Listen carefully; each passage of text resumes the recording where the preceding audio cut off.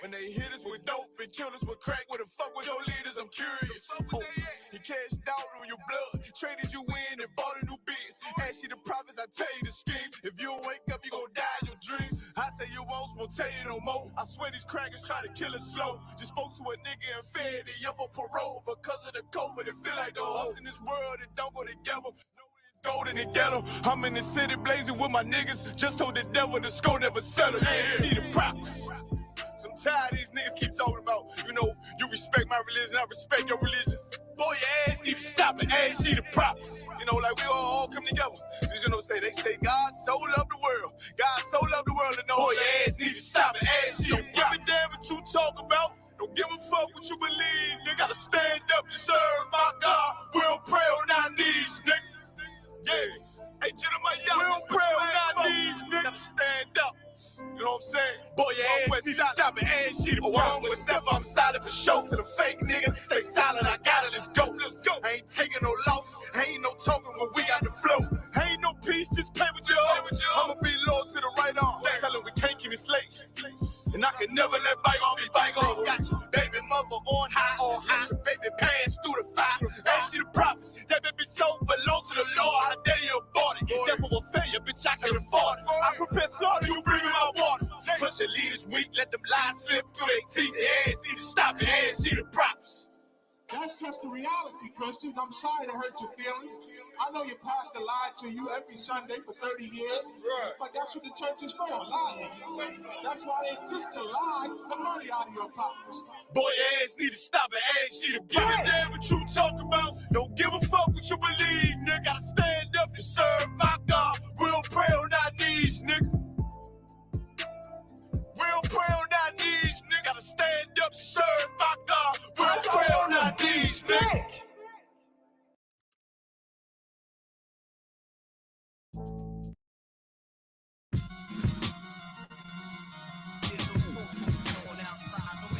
Some war going on outside. You in the crib, but the boy outside. I get it on outside.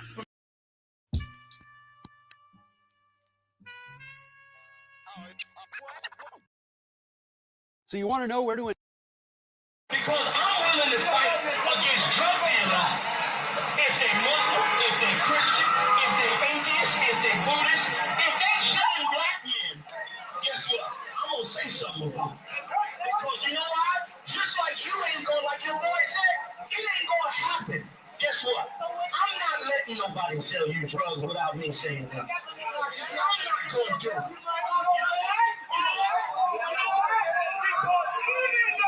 Even though I don't know you, guess what? Just like that's your boy, guess what? I'm your boy. Even though I don't know you, I'm not letting nobody sell you crack. You know why? Because I never saw you before. But you're a black man like me. And it's worth something. My whole life was trying to find something to follow. Had loyalty, every man tried to borrow.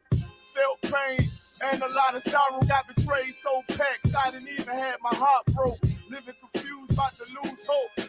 Cops got me on the side of the road like a sideshow. Need an antidote before I croak.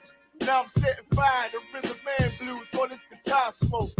Rebel with no cause, trying to find direction. The world got me vexed. Picked up a bad liquor habit that's hereditary from oppression. Felt like my life was on fire, trying to find an exit. Now look, 10 G's plus a good wreck.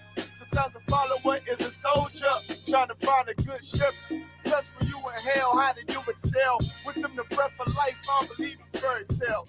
Listen well to what I tell. No calling can cause pain. Something that a rebel knows very well. Can't you tell I was sent from the Lord? Got a tongue like a two-edged sword, with a style that they might just record.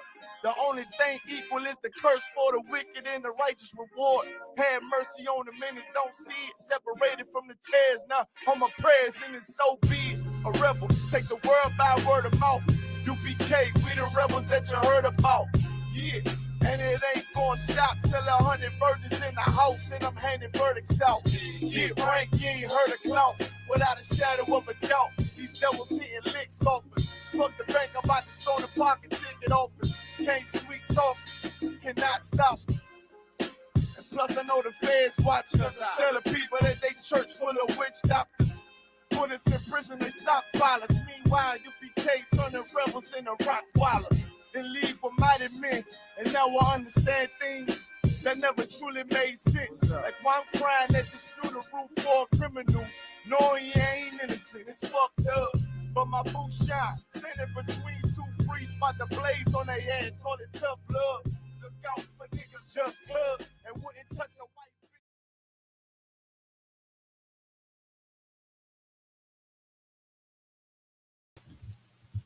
Go. That Frank had. Oh, it's already out. I'll put another one in there. Look a little bit, right here. Yeah, we live. Check 1 2 1 2. Let me know if y'all can hear me at home. All right, clap it up. Shalom Israel. Yahweh Shem, Yahweh Shai, Barakatham, Yahweh Shamar, Alatah Bashem, Yahweh Shai. To all my beautiful brothers and sisters in Israel right now, you understand, watching. We are the Israelite School of Universal Practical Knowledge, started out at 1 West, 125th Street, Harlem, New York, under Commander Jerry Yohana.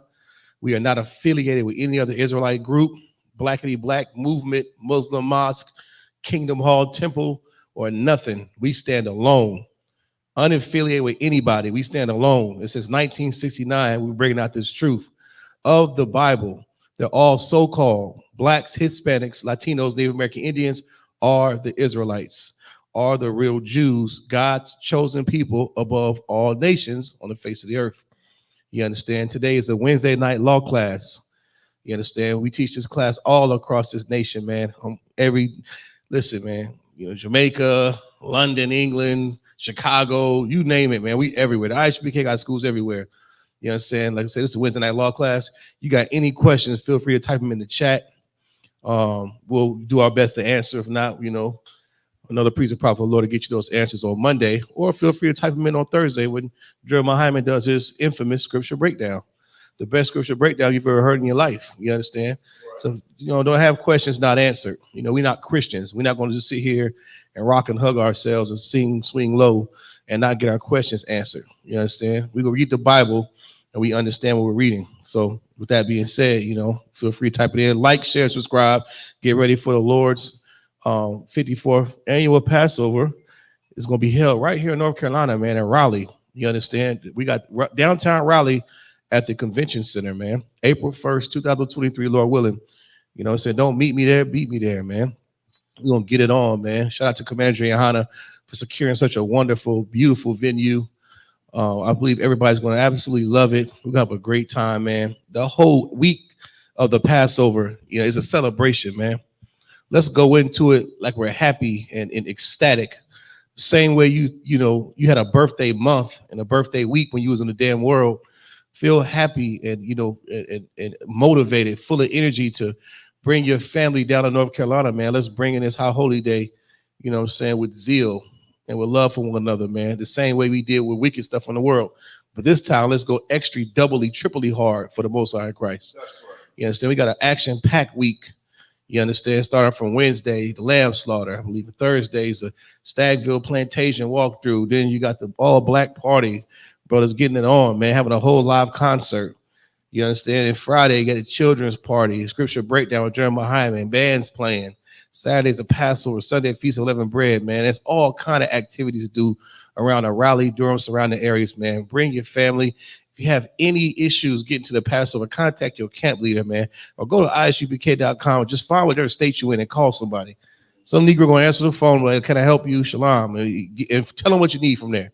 But let's get it on, man. Let's bring this tradition back. I love this time of year leading up to the Passover, man. I love the celebration of what the Most High did for us. What he did in the sight of these wicked bastards for us, man. That is beautiful. No other God through history has ever done that for their people, because there's no other gods. Right. All the other gods are merely statues and idols and animals that don't do anything. Right. The Most High power actually puts in work for us, man. And we have to show him that we appreciate and love him and loyal to him, man, and keep these law, statute, commandments. So let's get right into it. Like I said, it's the Wednesday night law class. Got any questions? Type in the chat. Shout out to everybody logging in. Sister Rebecca, you know what I'm saying? Princess K, Kalaya Pa, you know what I'm saying? Big shout out to y'all for logging in, man. Let's get it on, man. Also, too, what we got? I know a couple of brothers had questions about the Feast of Unleavened Bread. And before you leave, if you traveling out of town, be sure to get the yeast out your house, man, before you hit the road. You understand? If you need any directions and orders or clarification on that, get with your camp leader. I'm pretty sure there'll be a lot of classes given before that time.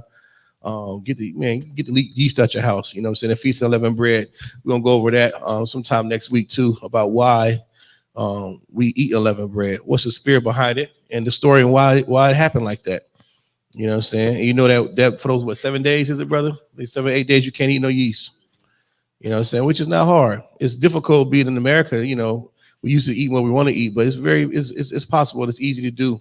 If you love the Lord, you'll do it. But make sure you keep that in mind to prepare for that, man. This whole thing about the Passover covers preparation, shalom, sir. It's preparation. You know what I'm saying? Prepare for it, get ready for it, and be happy about it. You know what I'm saying? If you could, brother, whenever you get a chance, we're gonna start off, man. Give me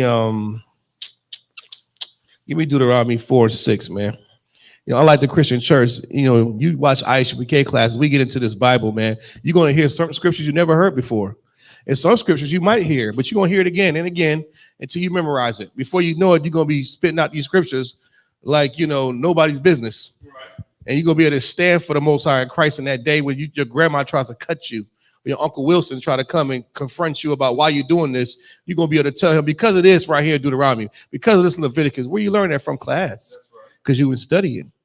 You know what I'm saying? You have an answer. You putting that full armor on, man. Don't be out here lacking. You know what I'm saying? Well, you could, brother. Get in the book of Deuteronomy, chapter 4 and verse 6. We'll get right into it. Come on, the book of Deuteronomy, chapter 4, verse 6. Keep therefore and do them. That's right. Do them. What is the them? The them is these laws, statutes, and commandments, not the suggestions, but the laws, commandments. You're commanded. You are told to do something. You're going to damn do it. Read on. For this is your wisdom and your understanding in the sight of the nations. Those two words, wisdom and understanding, are so precious. Things that we have as Israelites, man. You understand? That is our wisdom and understanding. You could be dumb as a box of rocks when it comes to geometry, calculus, physics, whatever Esau, you know, high intelligence, whatever crap he has. But if you keep these laws, statutes, and commandments, that's where your wisdom and understanding lies. That's right. You understand? You'll be a wise fellow, understanding fellow, brother or sister, man, because of these laws, statutes, and commandments. Yeah, and on top of that, you know, for some reason, you know, Christians skip over this. And we're gonna get into the Christian church today too, a little bit. Just a little bit. Why? Because their time is coming to a damn end, man. That's right. If you notice, it's a lot of closing of churches. You ride down the street, you know, Ebenezer Hold My Mule Baptist Church used to be packed. It was cars all down the road every day of the week, from Monday through the next Monday. It was cars all down the week for, you know, they always had something going on. Now it's a ghost town in these churches. I mean, just right around here, we first got this school downtown Fayetteville, you know what I'm saying? Downtown Fayetteville, we know, North Carolina, within a mile and a half, within almost 2 miles, there are like what? How many churches did I count? Matter of fact, which is a 1 mile radius. Within a 1 mile radius, I counted 13 churches. Just within 1 mile, I could walk 1 mile and barely breathe hard. Right. There's 13 churches. Out of those 13 churches, maybe like 2 of them are actually functional. You go by it, they got vans, church vans in the parking lot not being used. They got homeless people sleeping on the steps. Niggas are spray painted all on the doors. I mean, it's like ridiculous. The Lord did that, man. That's right. You understand? And wisdom and knowledge don't lie in the Christian church. Read on. Read that from top again, Slakia. We're in the book of Deuteronomy, chapter 4, verse 6. Keep therefore and do them. That's right. For this is your wisdom and your understanding in the sight of the nations. In the sight. That means these other nations are going to see us keeping the law. You understand? They're going to see us doing what the Lord said to do. And the good thing about this is what? I can't stand to see, you know, black folks. We like to, you know, praise and give big up to these other nations. Right. You see some African, you know, with smooth skin. Oh my God, look at them. They got the shea butter and the keys to the electric rocks, and the Africans got, you know, the cheese seed and all the natural, you know. You see some Asian man. See, look at them. They live so long because they eat rice. And they got the sciences of you know, the martial arts, and you know, and they know how to do yoga We look at these other nations like they're so wise and understanding and great. For what? When they're supposed to look at us like that. Right. You're supposed to see Tyrone and Man and Keisha walking down the street. They're supposed to be like, oh, them Israelites, look at them. Damn, look at her hair. Look at their skin. Damn, not a blemish on them. Like, look at, that's what they're supposed to do. That's right. You know, and not the other way around. I don't look at heathens like that. I look at them just how they are heathens. Heathens. That's what they are, because they have no law. They're like animals. They have zero law. We have a law, so we should know what to eat. You know, we should know who to have sex with. We should know what days to worship. An animal, he just goes by instinct. That's why you see these Asians eating live spiders. I saw an Asian take a tarantula, and she had some little chili sauce, and she picked the spider up with the freaking, what do you call them, chopsticks? Which I don't know who the hell eats with sticks. That's a heathen thing right there. You try to make it sound sophisticated. It's stupid. That's why you got forks, dummy. Some nigga with big fingers, use 6'5", trying to use chopsticks. You took the chopsticks, grabbed the spider. The spider was still moving his little, 8 legs, and I thought she was going, the spider with the big butt. And she took the spider, didn't kill it first. She dipped it head first in the chili sauce, and then she ate it. I said, poor spider, man. The spiders don't even have rest for these heathens. And I'm like, this is who we look up to? We think they have wisdom and knowledge. Black, you can't tell black folks that the Asian, so-called Asians have, mathematical, the triad and what's the mystical crap about Asians? Like they're so smart and intelligent. It's propaganda, man. That's propaganda. Remember back in the day, they used to paint them as goofy Asians with the big teeth and the glasses. That's how I see them. Anyways. But, they're supposed to look at us like we have the understanding, like we have the knowledge. That's how God made it. That's why I love the Most High. You know what I'm saying? He actually cares about his children. He gave us everything, bro. That's right. He gave us the right to flex and put that in us to be like, you better than everybody. Walk like it. Don't eat crap. Don't eat crabs. Let them eat that garbage. That's right. I like that. You know what I'm saying? You do that in the house with your kids. When you drop your kids off somewhere, let them other little bastards do all that. Don't you do that? Right. So why do you think the Most High God looks at us and he sees the same thing? He's like, no, I separated y'all from them. This is what you're going to do. And now we become wise. Go ahead, brother. Oh, no. I was just going to chime in with respect to, they look at the so-called, Chinese man, the Korean and the Japanese man as, they call them the model minority when they come to America. And it's all based upon like colorism and the fact that they fuel like the industrial complex with respect to school. The model minority. Yeah, the model minority. I hate that phrase. It's based off of colorism, though. Right. They used to call them yellow, but yeah, they did. Yeah, they did. They're yellow, damn near white. Mm-hmm. You know what I'm saying? So some of them are. As long as it's not black. Right. Select. Model, yeah. Model what? What do they call them? The model minority. The model minority. Oh, I hate that. That's so disgusting. And they're crying about every little thing. But y'all gotta wear this last mass shooter. He was an Asian. Right.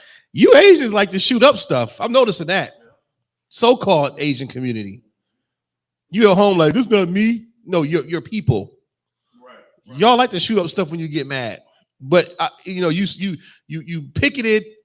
A couple of old Asians got kicked in the pants walking down the street by some homeless black dude or some Spanish guy. Now y'all got an anti-Asian hate bill passed, but y'all are ones shooting up everybody. Remember the Virginia Tech shooting? That was an Asian who did that. He murked like 13 people, I think it was, and on campus. Maybe it's more, I don't know.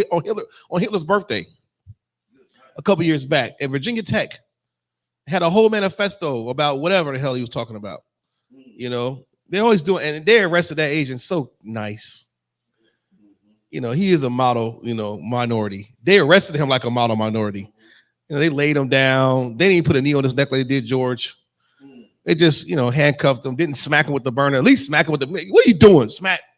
Make me feel better about it. But he just, he's a model minority, so he can shoot 7 people and be done with it. But, the wisdom and knowledge that the Most High has gave for us is in this Bible. That's how we're going to become wise. That's how I teach my children.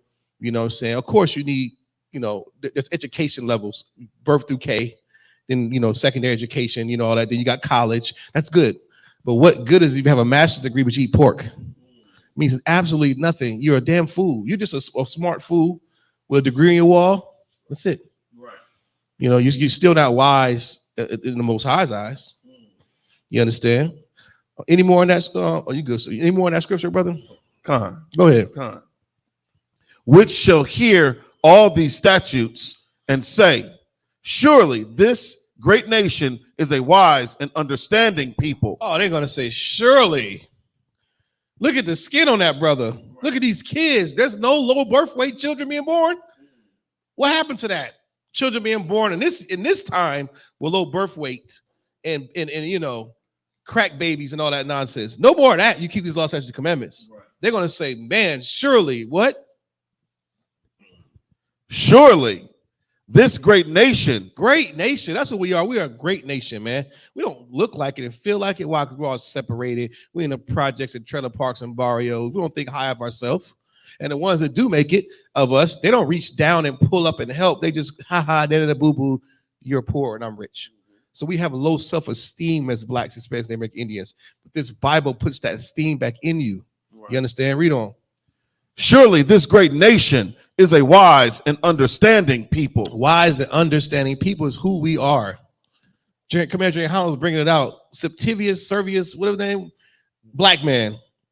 Plato, right. Black. All these people that, you know, and that you read about and, you know, these books of great wisdom and understanding, black folks. Why not? We rise to the top in every civilization and every oppression and every captivity. Black people rise to the top. You know what I'm saying? We're the best athletes on the face of the earth. But when you go to we go to a black and Hispanic neighborhood, there's food deserts. Niggas grow up on hot Cheetos, but I'm dunking from the free throw line. How are you dunking from the free throw line eating spiced ham and hot Cheetos? Imagine if we had Whole Foods. You think the NFL is something now? Think about if we really came into this knowledge of this Bible. You ain't seen a Michael Jordan yet. He grew up on spiced ham and hot Cheetos. While Donald Trump's children had the caviar and all that, and they look like crap, like vampires in the daytime. But our people, oh man, think about it. I mean, we're our women, forget about it. I saw a picture on Facebook. It was like the 70s. It was like 68 or 71. I mean, these afros are gigantic, man.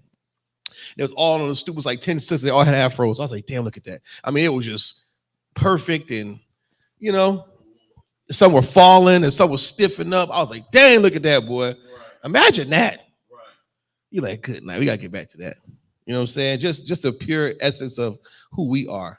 And we got to stop trying to be the other nation because they don't have wisdom and knowledge. They don't have a power that gives them that. That's why they worship idols. There are people who heard about these stories of how the Most High God made time stop and part of the Red Sea and destroy whole enemies for us. They're trying to get a God that can do that.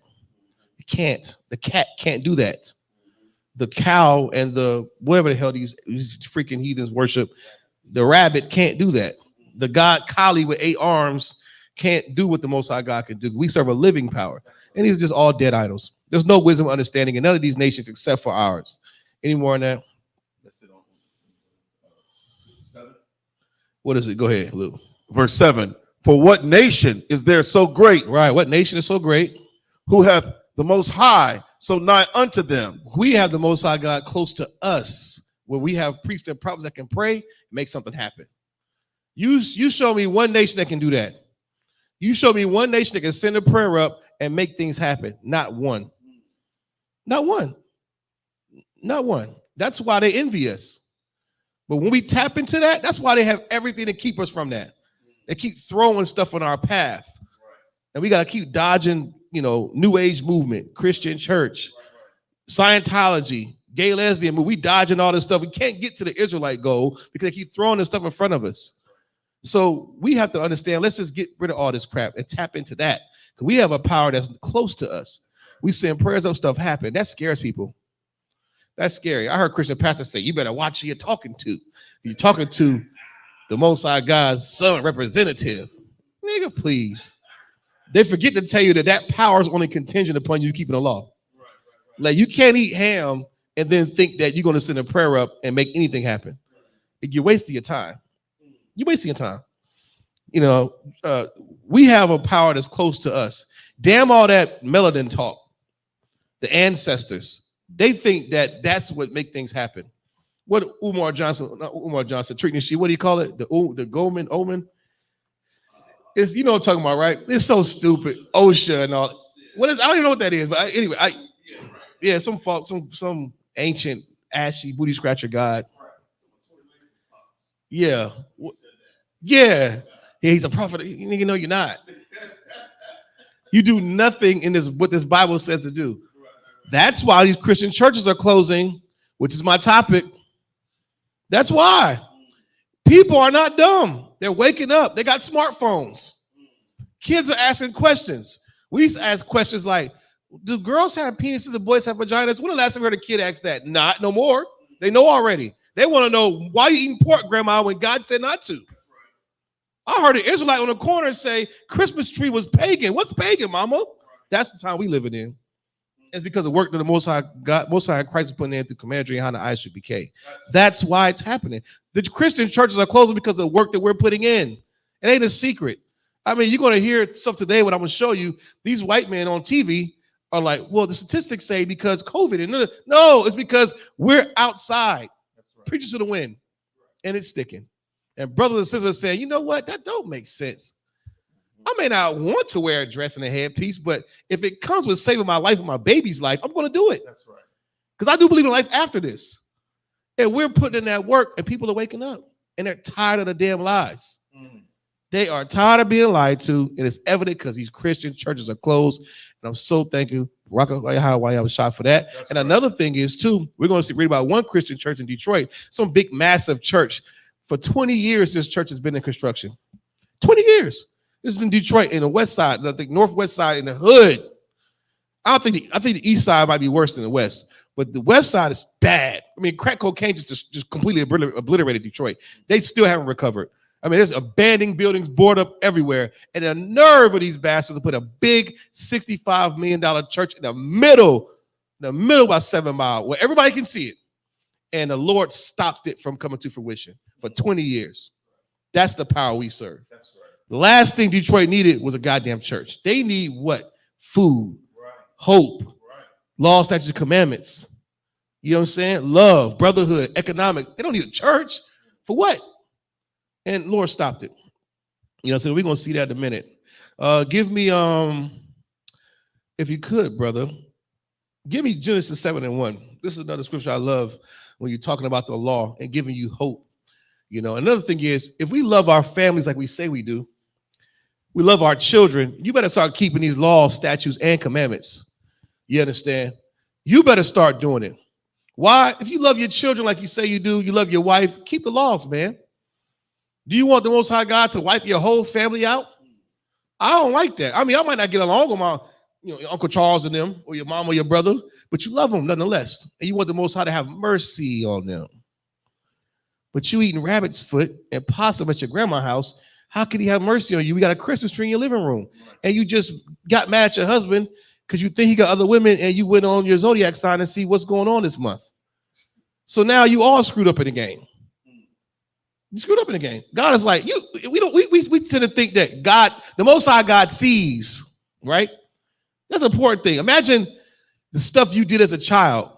You wouldn't have done it if your mother or father was looking at you, which is like, that looked at your daddy and mama give you where they put their glasses down like that, looking at you do it. The Most High God sees what you're doing. He sees it. That should make us be like, damn, let me not smoke that blunt. Let me not smoke that blunt. Let me chill. Let me not buy this Christmas card, this happy birthday card. Let me not get caught at the strip club. Let me not go at all. Because someone's watching me, and I want to be righteous in his sight. Right? So give me, if you could, brother, Genesis 7:1. The book of Genesis, chapter 7, verse 1. And the Most High said unto Noah, come thou and all thy house. Now, go ahead, I'm sorry. And all thy what? And all thy house. And all thy what? All thy house. Remember what I just said. You love your family. Are you keeping the law? Are you? You love your little poo-poo, my baby, my Keisha, my little man, my little stink. Okay. You serving them crab legs. You had a Christmas tree in your house. I don't think you love them. Because the Most High God sees you and he sees them. And why should he care about them when you're effing up? Right. Why should he? Noah, everybody knows the story of Noah. You heard about Noah's Ark. You read about the Noah and the Christians singing the songs about Noah's Ark, all wrong about the facts of the Bible. You understand? Noah was a drunk. That's why Christians know. Noah was a drunk. That's all they know about the flood. Right. It flooded the whole globe, man. No. A lot of stuff that Christians aren't taught because they're not in here. But this, my brother just read what now? Noah what? Salakia. Come thou and all thy house into the ark. Into the ark. That was safety during that time. He told Noah it's going to flood. He's going to destroy the earth. And that during that time, that's where the bulk of the people, where everybody was at. Remember, the Americas was there, but nobody was there yet. That's what they called the New World, where no man has dwelt. So it didn't flood North Carolina. It's talking about the Middle East, that whole part where everybody was at during that time. From the Garden of Eden outward, that was flooded. Now, he said, you and your whole family come into this ark. That ark is safety. Just how we read Zephaniah 2:1, and we keep, you want to be hid in that day in those chariots? Well, think about this during that time. When we're prophesying that World War III is coming, thermonuclear destruction is coming to America. It's going to be a rocket shot somewhere, kabloom, total mass casualties, blood, guts, piss everywhere. Everywhere. Guts, crying, babies, everything. Skin melt. It's going to be terrible. And that's before the stuff hits the fan. That's just what we've been prophesying will happen, and it will happen. Then what are you going to do? Do you actually want to be on the ground during those times? With thermonuclear destruction, you know it burns like an oven. Thermal is like it keeps getting hot. It's heat wave. It's going to melt everything. I want to be up off the ground during that time of that destruction. I don't want the fires and the smoke and the looting and the whatever crap, people screaming. I don't want to even hear it. I want to be caught up out the way.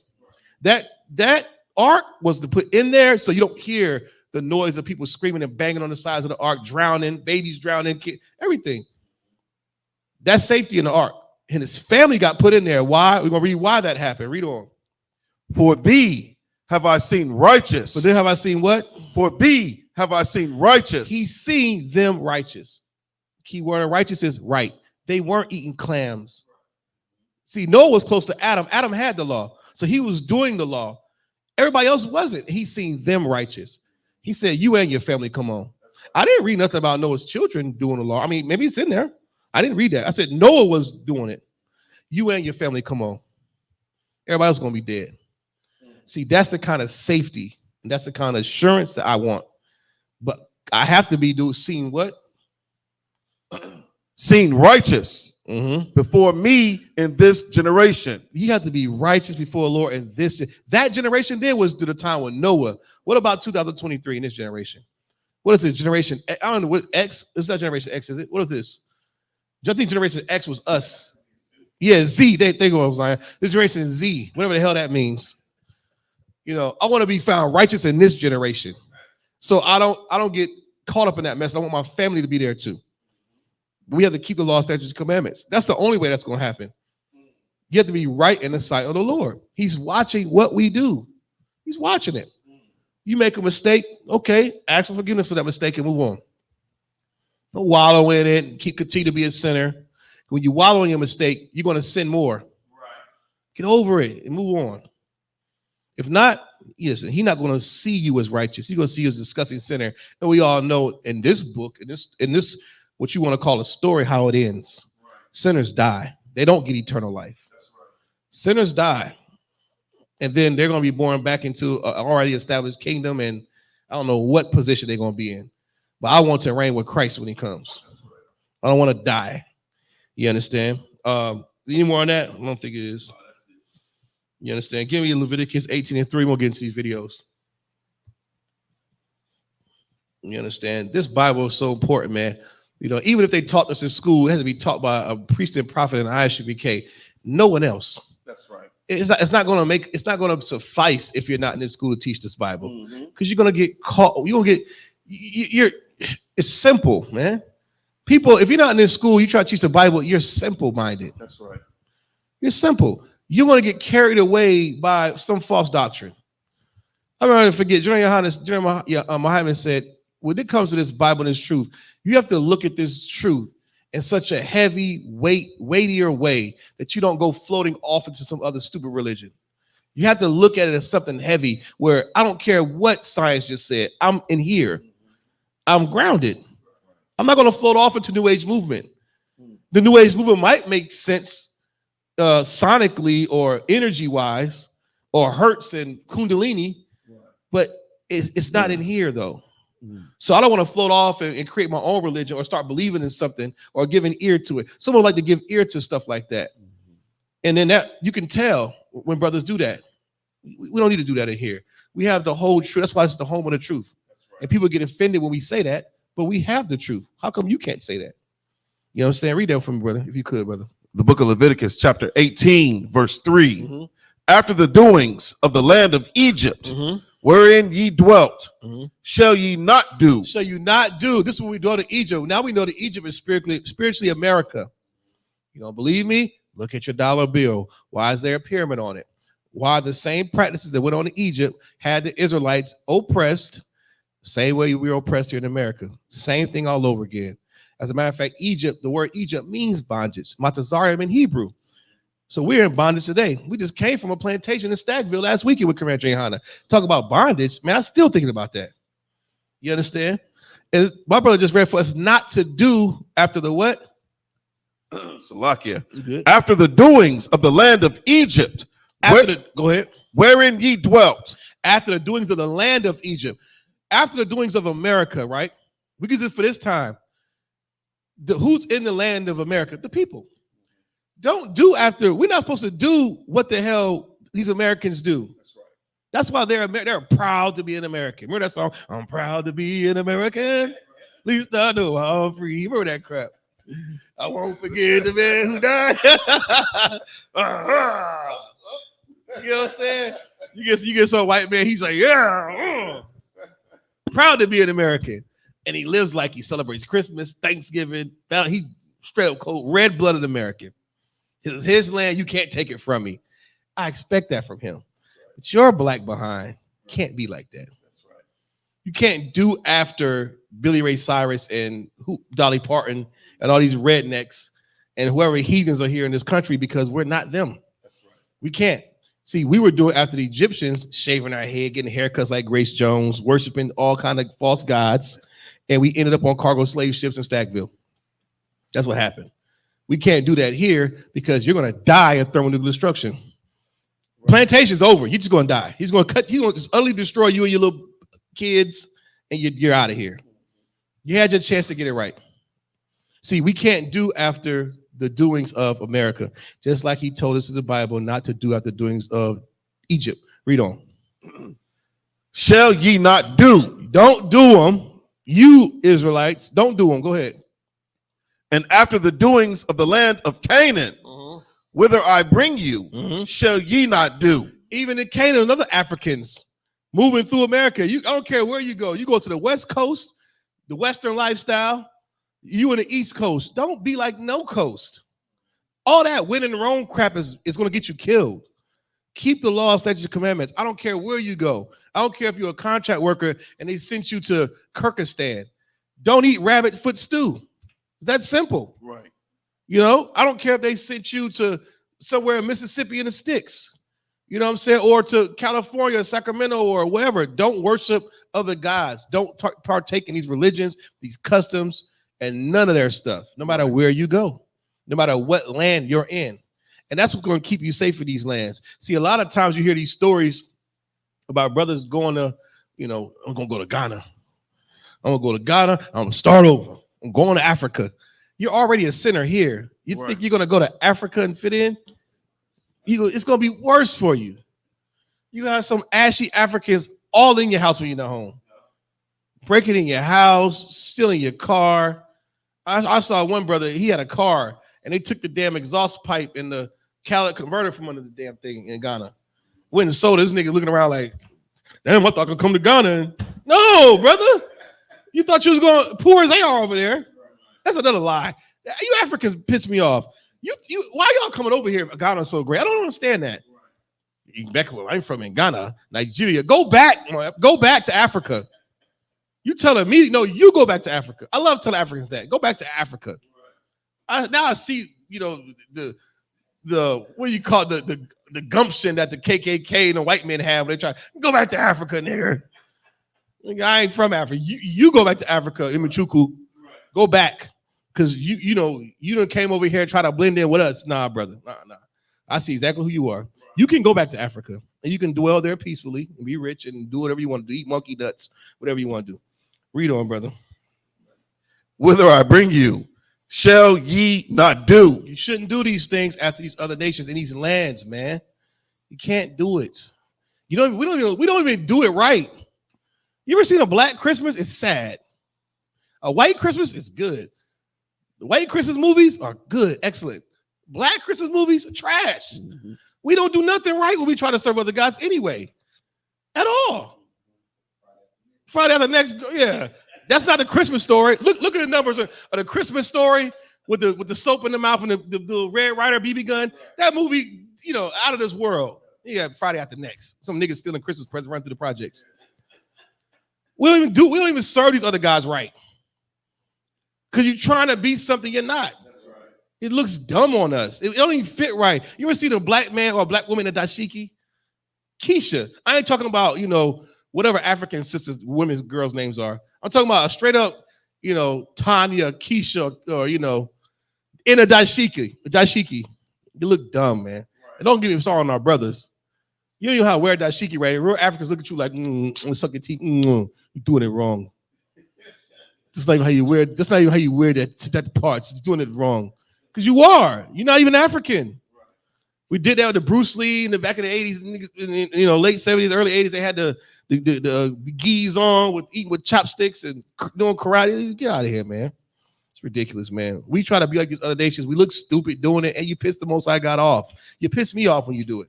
So I know he mad as hell looking at you look stupid. It's a practical book. Like, why are y'all doing this when I made y'all above all nations, man? That's why I love the Passover. We get to see just a small glimpse of what the kingdom of heaven can really be like.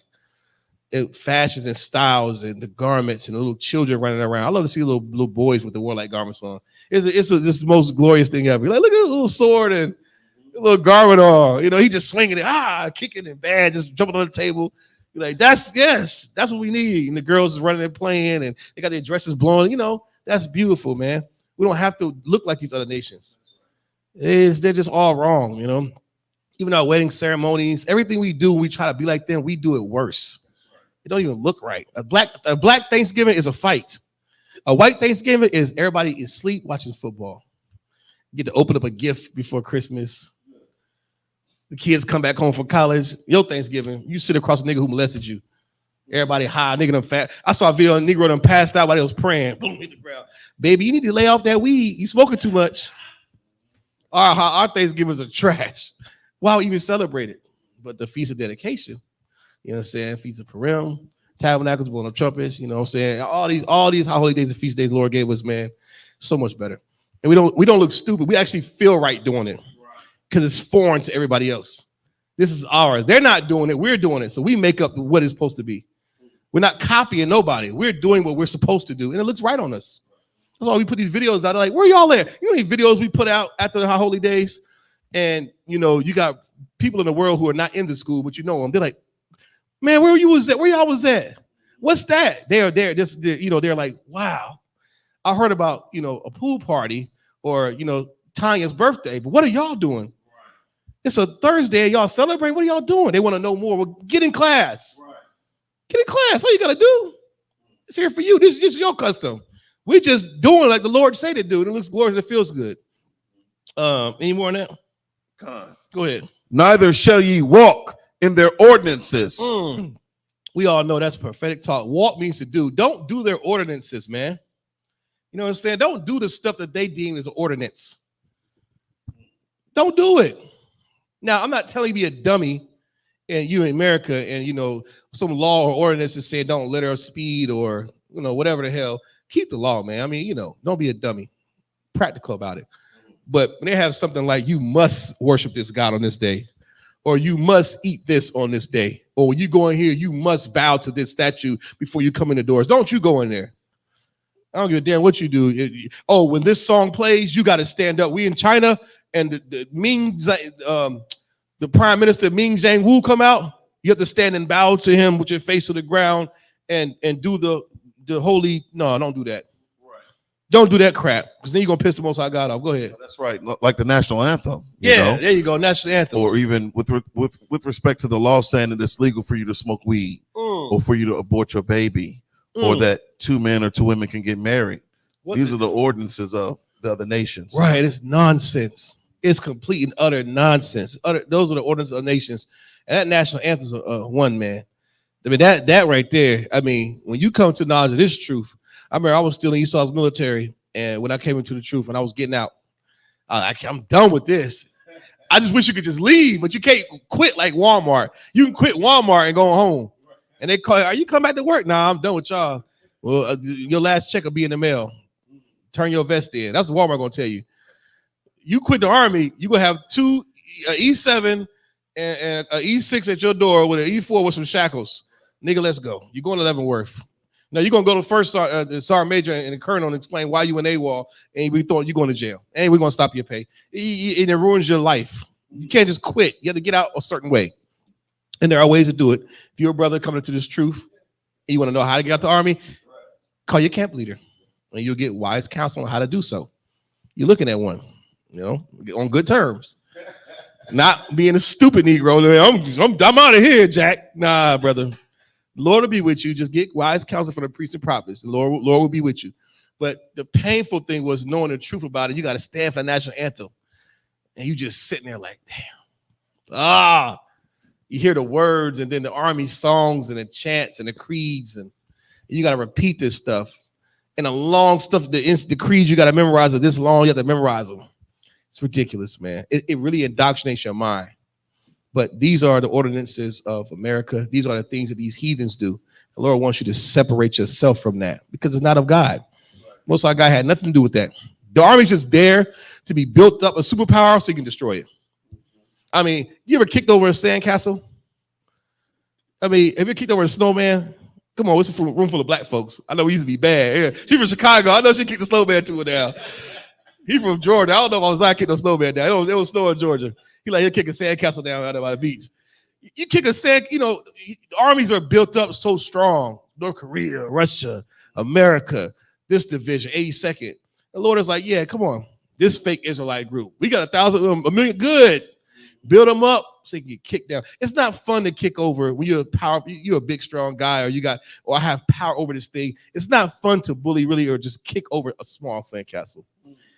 You walk to the beach, you see a small one, little kid. What's the fun in that? But that big one is just sitting there. You're like, man, I'm gonna kick this down. I'm gonna jump kick it. Well, that big snowman, you just want to run into it and kick it. It's fun. It makes you feel like you did something. The army's just that. It's nothing. Lord is like, okay, get your tanks, your F-bombers. I made the elements. I can shut this down with geese if I wanted to. Like he destroyed one of frogs in Egypt. The same bunch of frogs, with dead frogs smelling. Like it was like, get these niggas out of here. He can do the same thing with roaches or geese. He just shut your whole economy down. He don't need a missile or nothing.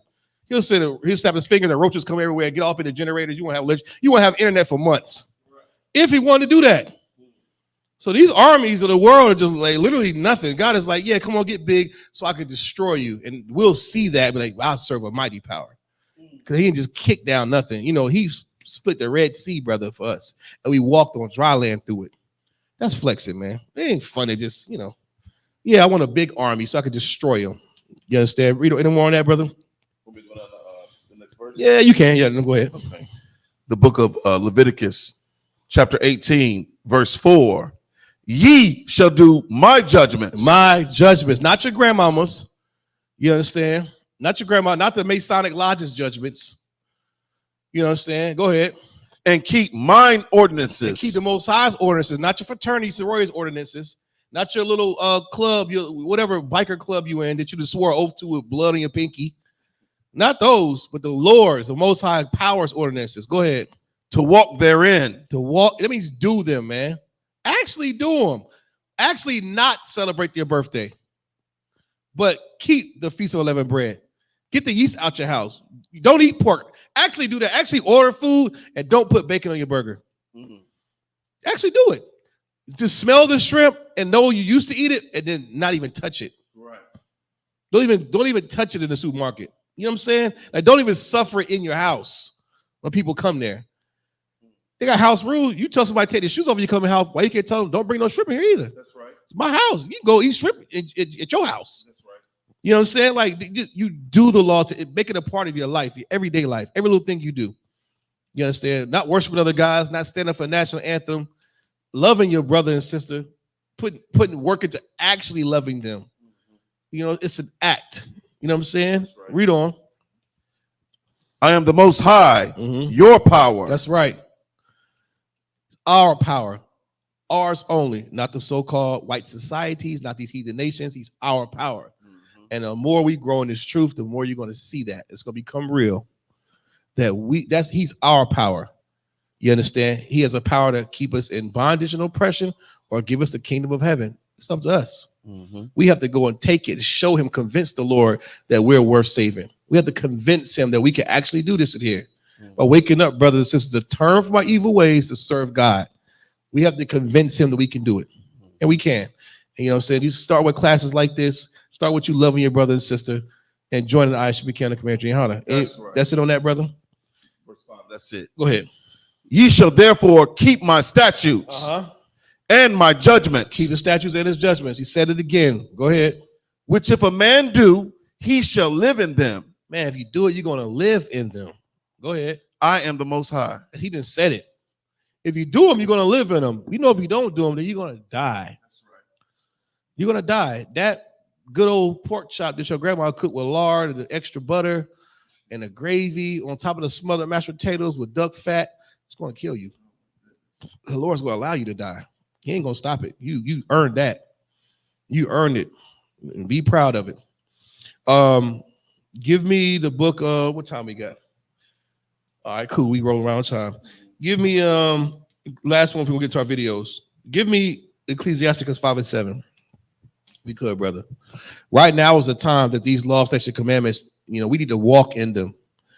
Unlike no other time before. To actually put effort into walking in them and doing them. And be happy about it, man. Be happy about it. I think about life every time, when you make a conscious decision not to celebrate your birthday or New Year's or Christmas or some stupid holiday. Think about what you're doing, like what you're giving up. And when you really think about it, these things mean absolutely nothing. They're all vanity, and they're all stupid pagan practices. And it makes you feel bad to even look at old pictures when you were doing it. To say, damn, I almost gave up the kingdom of heaven for a kazoo and a party hat. What the hell was I thinking? Big 6 foot, happy birthday. You almost gave it up for that. It's a cake. It's ridiculous. But, through the Most High grace and mercy, I'm thankful that He given us more time. Right. That's why I'm not so judgmental when I say that, not in a Christian way, but brothers who generally don't know the truth. I'm patient with them to a certain extent. But it was a time when I was in the world, didn't know either. And if it wasn't for the Most High giving us more time, then I'd have been dead too. I've been one of them Negroes who's dead as hell, not knowing nothing. Just knowing Christianity and choir music, and we fall down, but we get up, and Medea Boo, whatever the hell that is. But go ahead, brother. The book of Ecclesiasticus, chapter 5, verse 7. Make no tarrying to turn to the Most High. Make no tarrying. Oh, I love the scripture. Make no tarrying. Don't be dragging your feet. Don't be acting like, I got to get this money first. Then I'm going to come see y'all. Right. You know what I mean, brothers we always see in Durham or Charlotte or Raleigh or in the fish market. We going to get some eat. Hey, man, what's up, brother? Hey, man, I like what y'all see y'all, man. Hey, as soon as I get my settlement, man, I'm coming to see y'all. Brother, you might not wake up to get that settlement. You talking like you got a crystal ball. Like you know the future, nigga, when you you just know your day is going to be prolonged. Right. Don't tarry to come into this truth. Don't take your precious time. Run through those doors. Right. Pick up that phone and call somebody. Hey, I saw this number on TV. I saw some Negro with a beard talking about some Jesus Christ and God is black. Where y'all got classes at? And can I get up in there? That's right. That's all you got to do. And they'll tell you where to go, how to get there, and help you out. But you have to tarry. Like, don't tarry to do that. Meaning, let's look at the definition so I can, get the real context. You understand? God, that's an old slave word. Don't be tearing, tearing along. Let's see. Tarry means to delay or be tardy in action or doing. Brother, don't delay coming in here.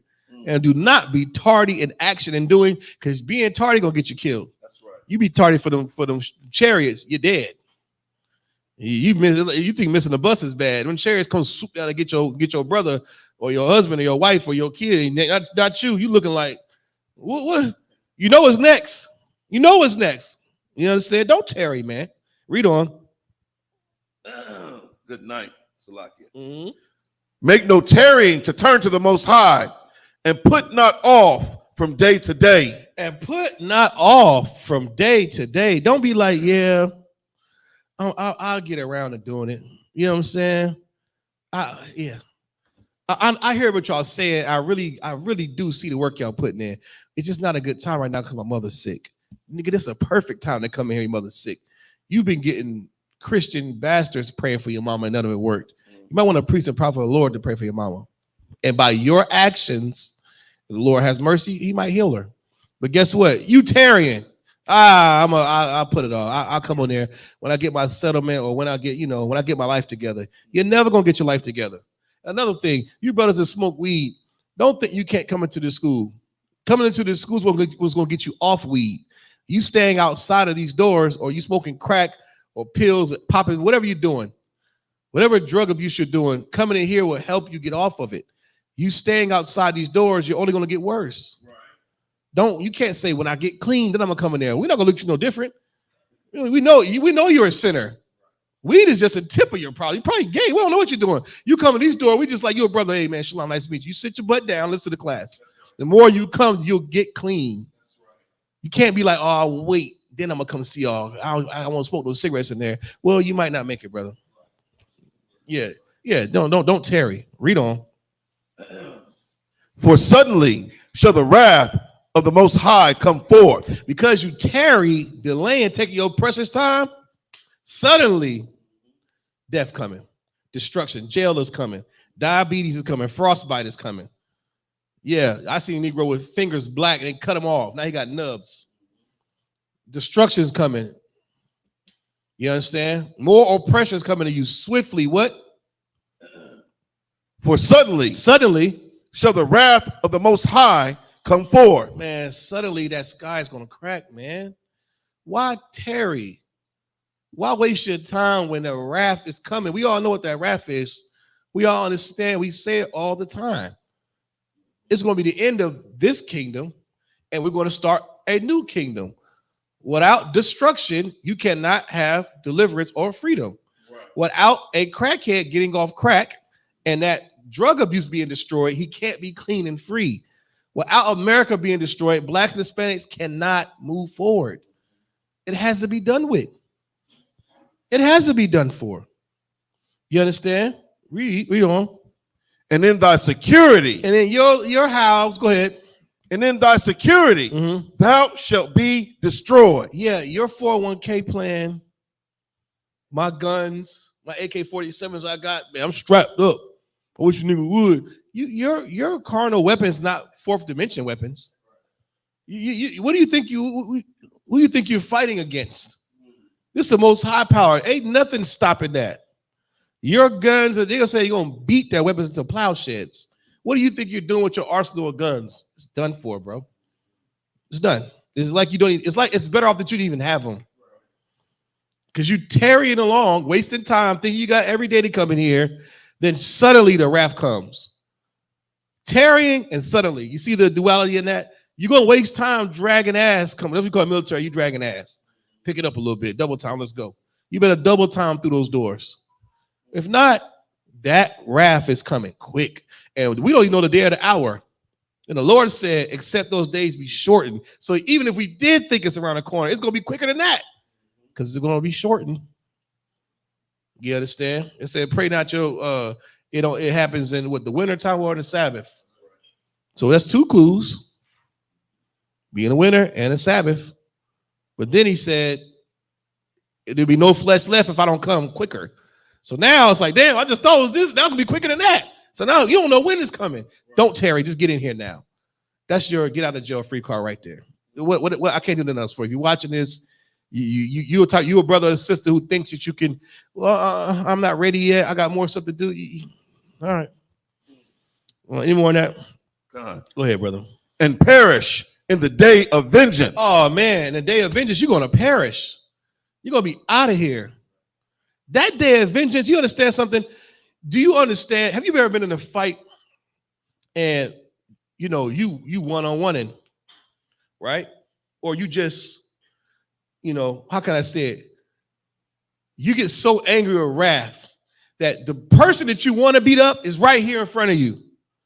You got a bat or a stick. Now this person then did I can't even say the word. They done did so much wickedness to your family or your daughter or your son. Stole it, just completely destroyed your life. And you got this stick, this bat. You understand? Or a sword. You got something, and you're making a beeline for them. Because everything wicked they done done, from molestation and stole stuff from everything. You don't give a damn who's close to them. Everybody's gonna get it. That's the attitude a person who's full of vengeance has. If you the ops and I see you at the light, I don't care who's in the car with you. Why do you think that these shootings happen that way? It'd be TT in the passenger seat, Craig and them in the front. Craig and them who the one who really stole the work. But because everybody else in the car with Craig and them, what you think gonna happen when you just stole $50,000 from Big Tony? He's shooting the whole car up. That's you in the white man's military. That's you in the Christian church. You're gonna be part of the Most High God's vengeance because you didn't tarry to come in here. See, he's not gonna say, "Oh, let me remove." No.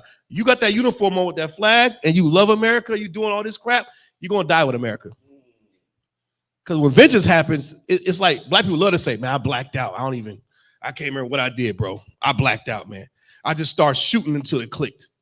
Well, the Most High God is gonna bomb the piss out of you till you're done.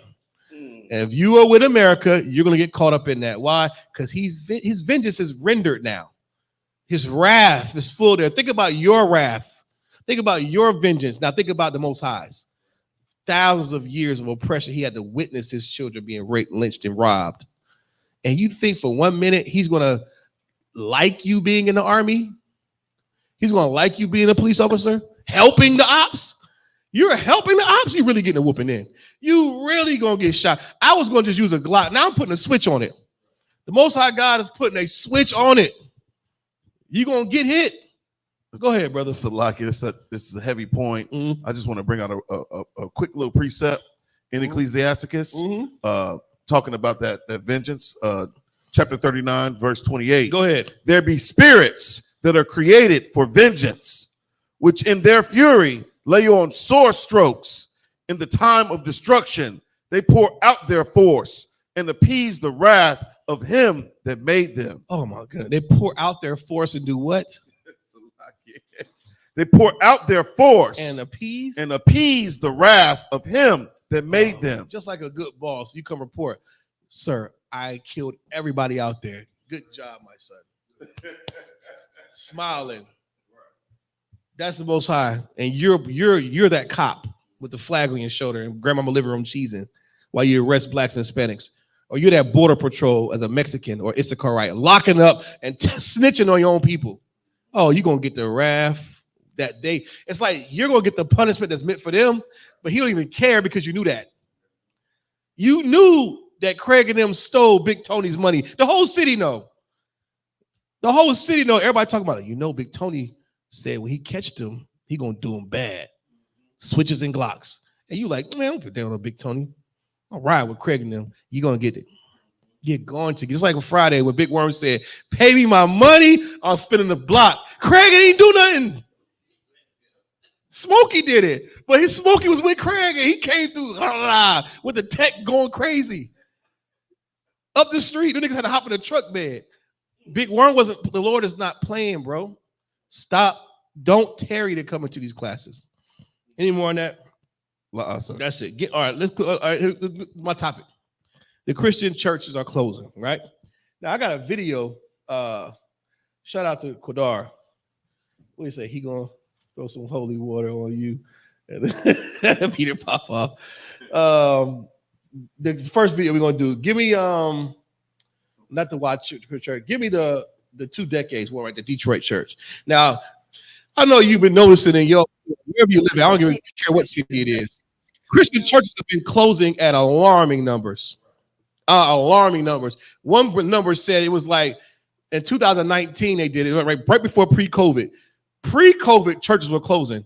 Then when COVID hit, it damn near doubled. It was like 4,500 Protestant churches. When it says Protestant churches are your average Christian church. You got Protestant, you got Catholic, right? Protestants fought against the Catholic to protest, whatever, something like that. So Protestant churches, just think about your grandmama church.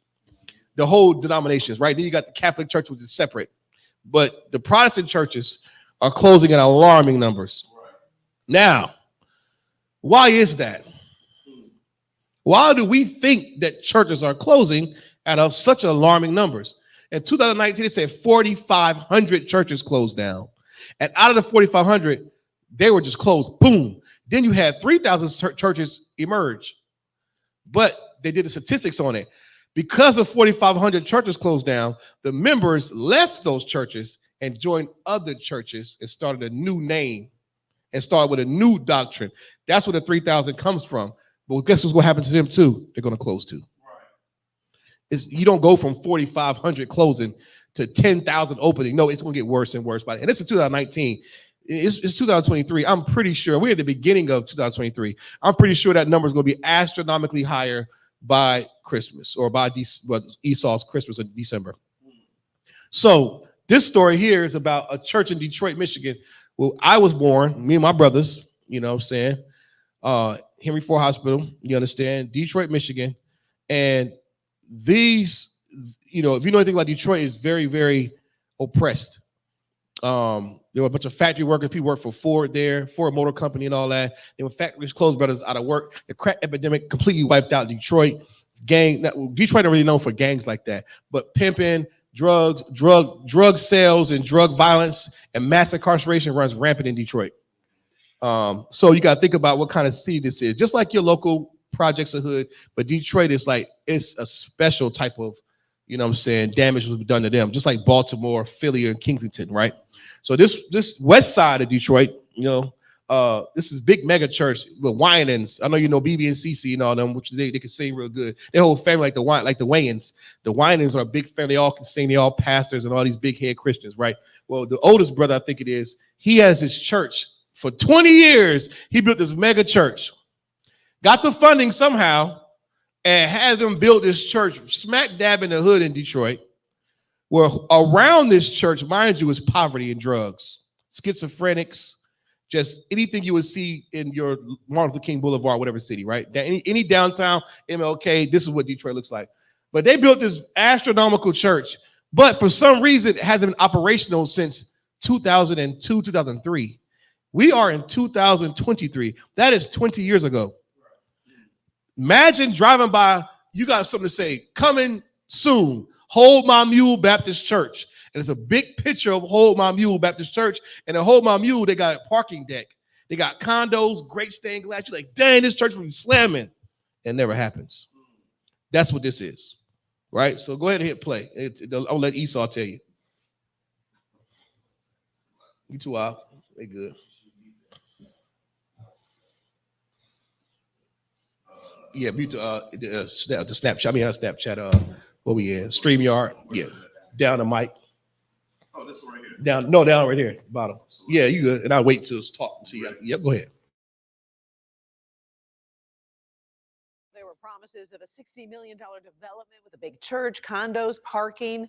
But 20 years later, little has changed on this prime piece of property in Detroit. And now the city is threatening to take action against Perfecting Church at the corner of Woodward and 7 Mile on the city's northwest side. Rod Maloney is there live. Rod, it's been 2 decades, so why now? Yeah, it's been a long time. And if you take a look behind me here, you can see the artist rendering of what they wanted to put here. The only problem is it doesn't look anything like that now. And the city says the time has come to either make it happen or there could be consequences. Bishop Marvin Wine.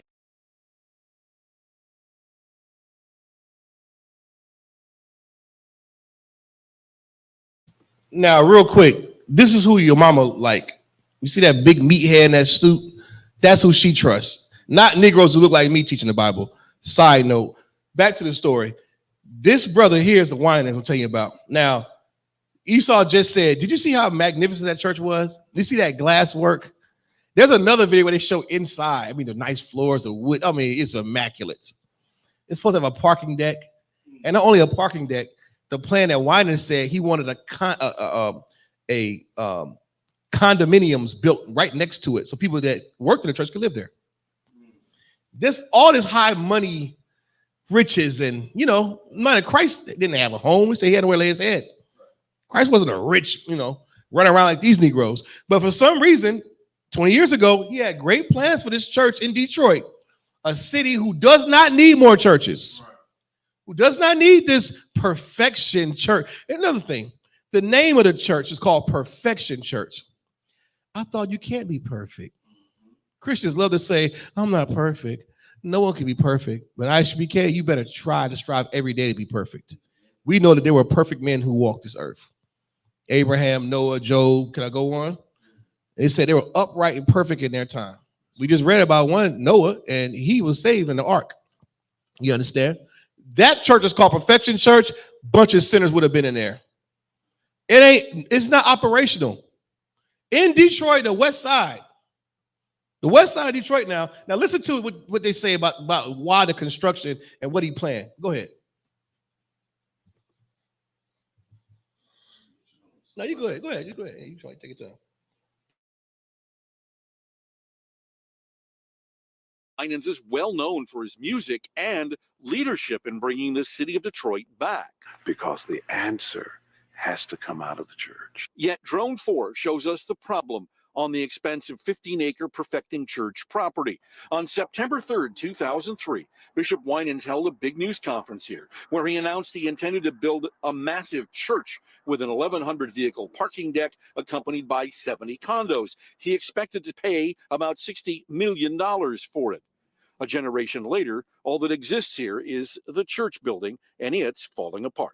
I've been disappointed. Detroit City Attorney Conrad Mallett decided the waiting needs to end along with the blight. Mallett sent this letter telling Bishop Winans he needs.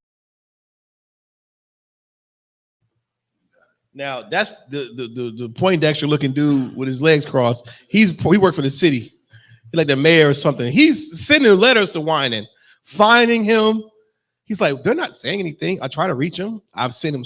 We've sent the city has sent them several notices. They've been getting fines for years now.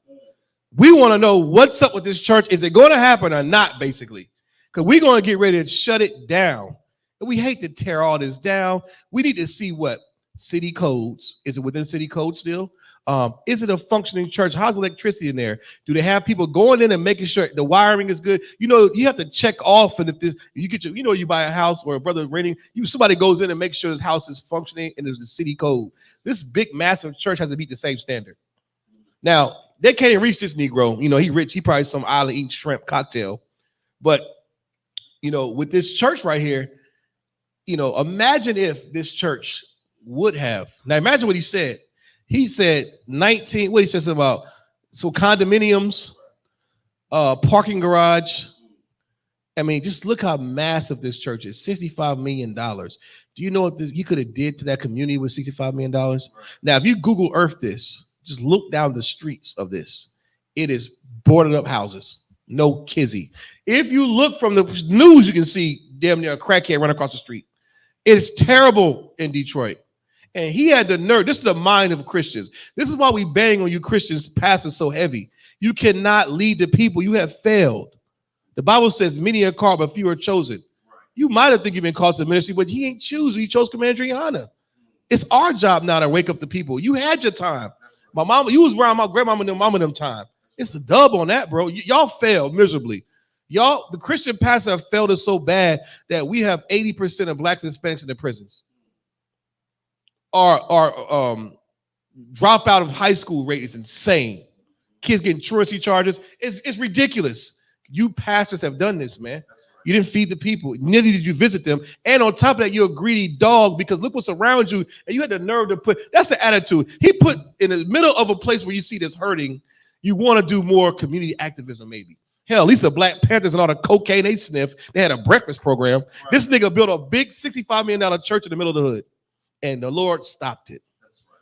Most of our guys said, hell no. I know my people effed up and they, did wrong, but I'm not going to allow this to happen. I'm gonna shut it down. They're already mentally out of here. They don't need more gospel song whinings. He's the type of pastor who preaches a sermon with periwinkle and he sings a song after it. So now your mama all in love. You can't say nothing about pastor. He gets his plate before you get your plate. Go ahead, hit play.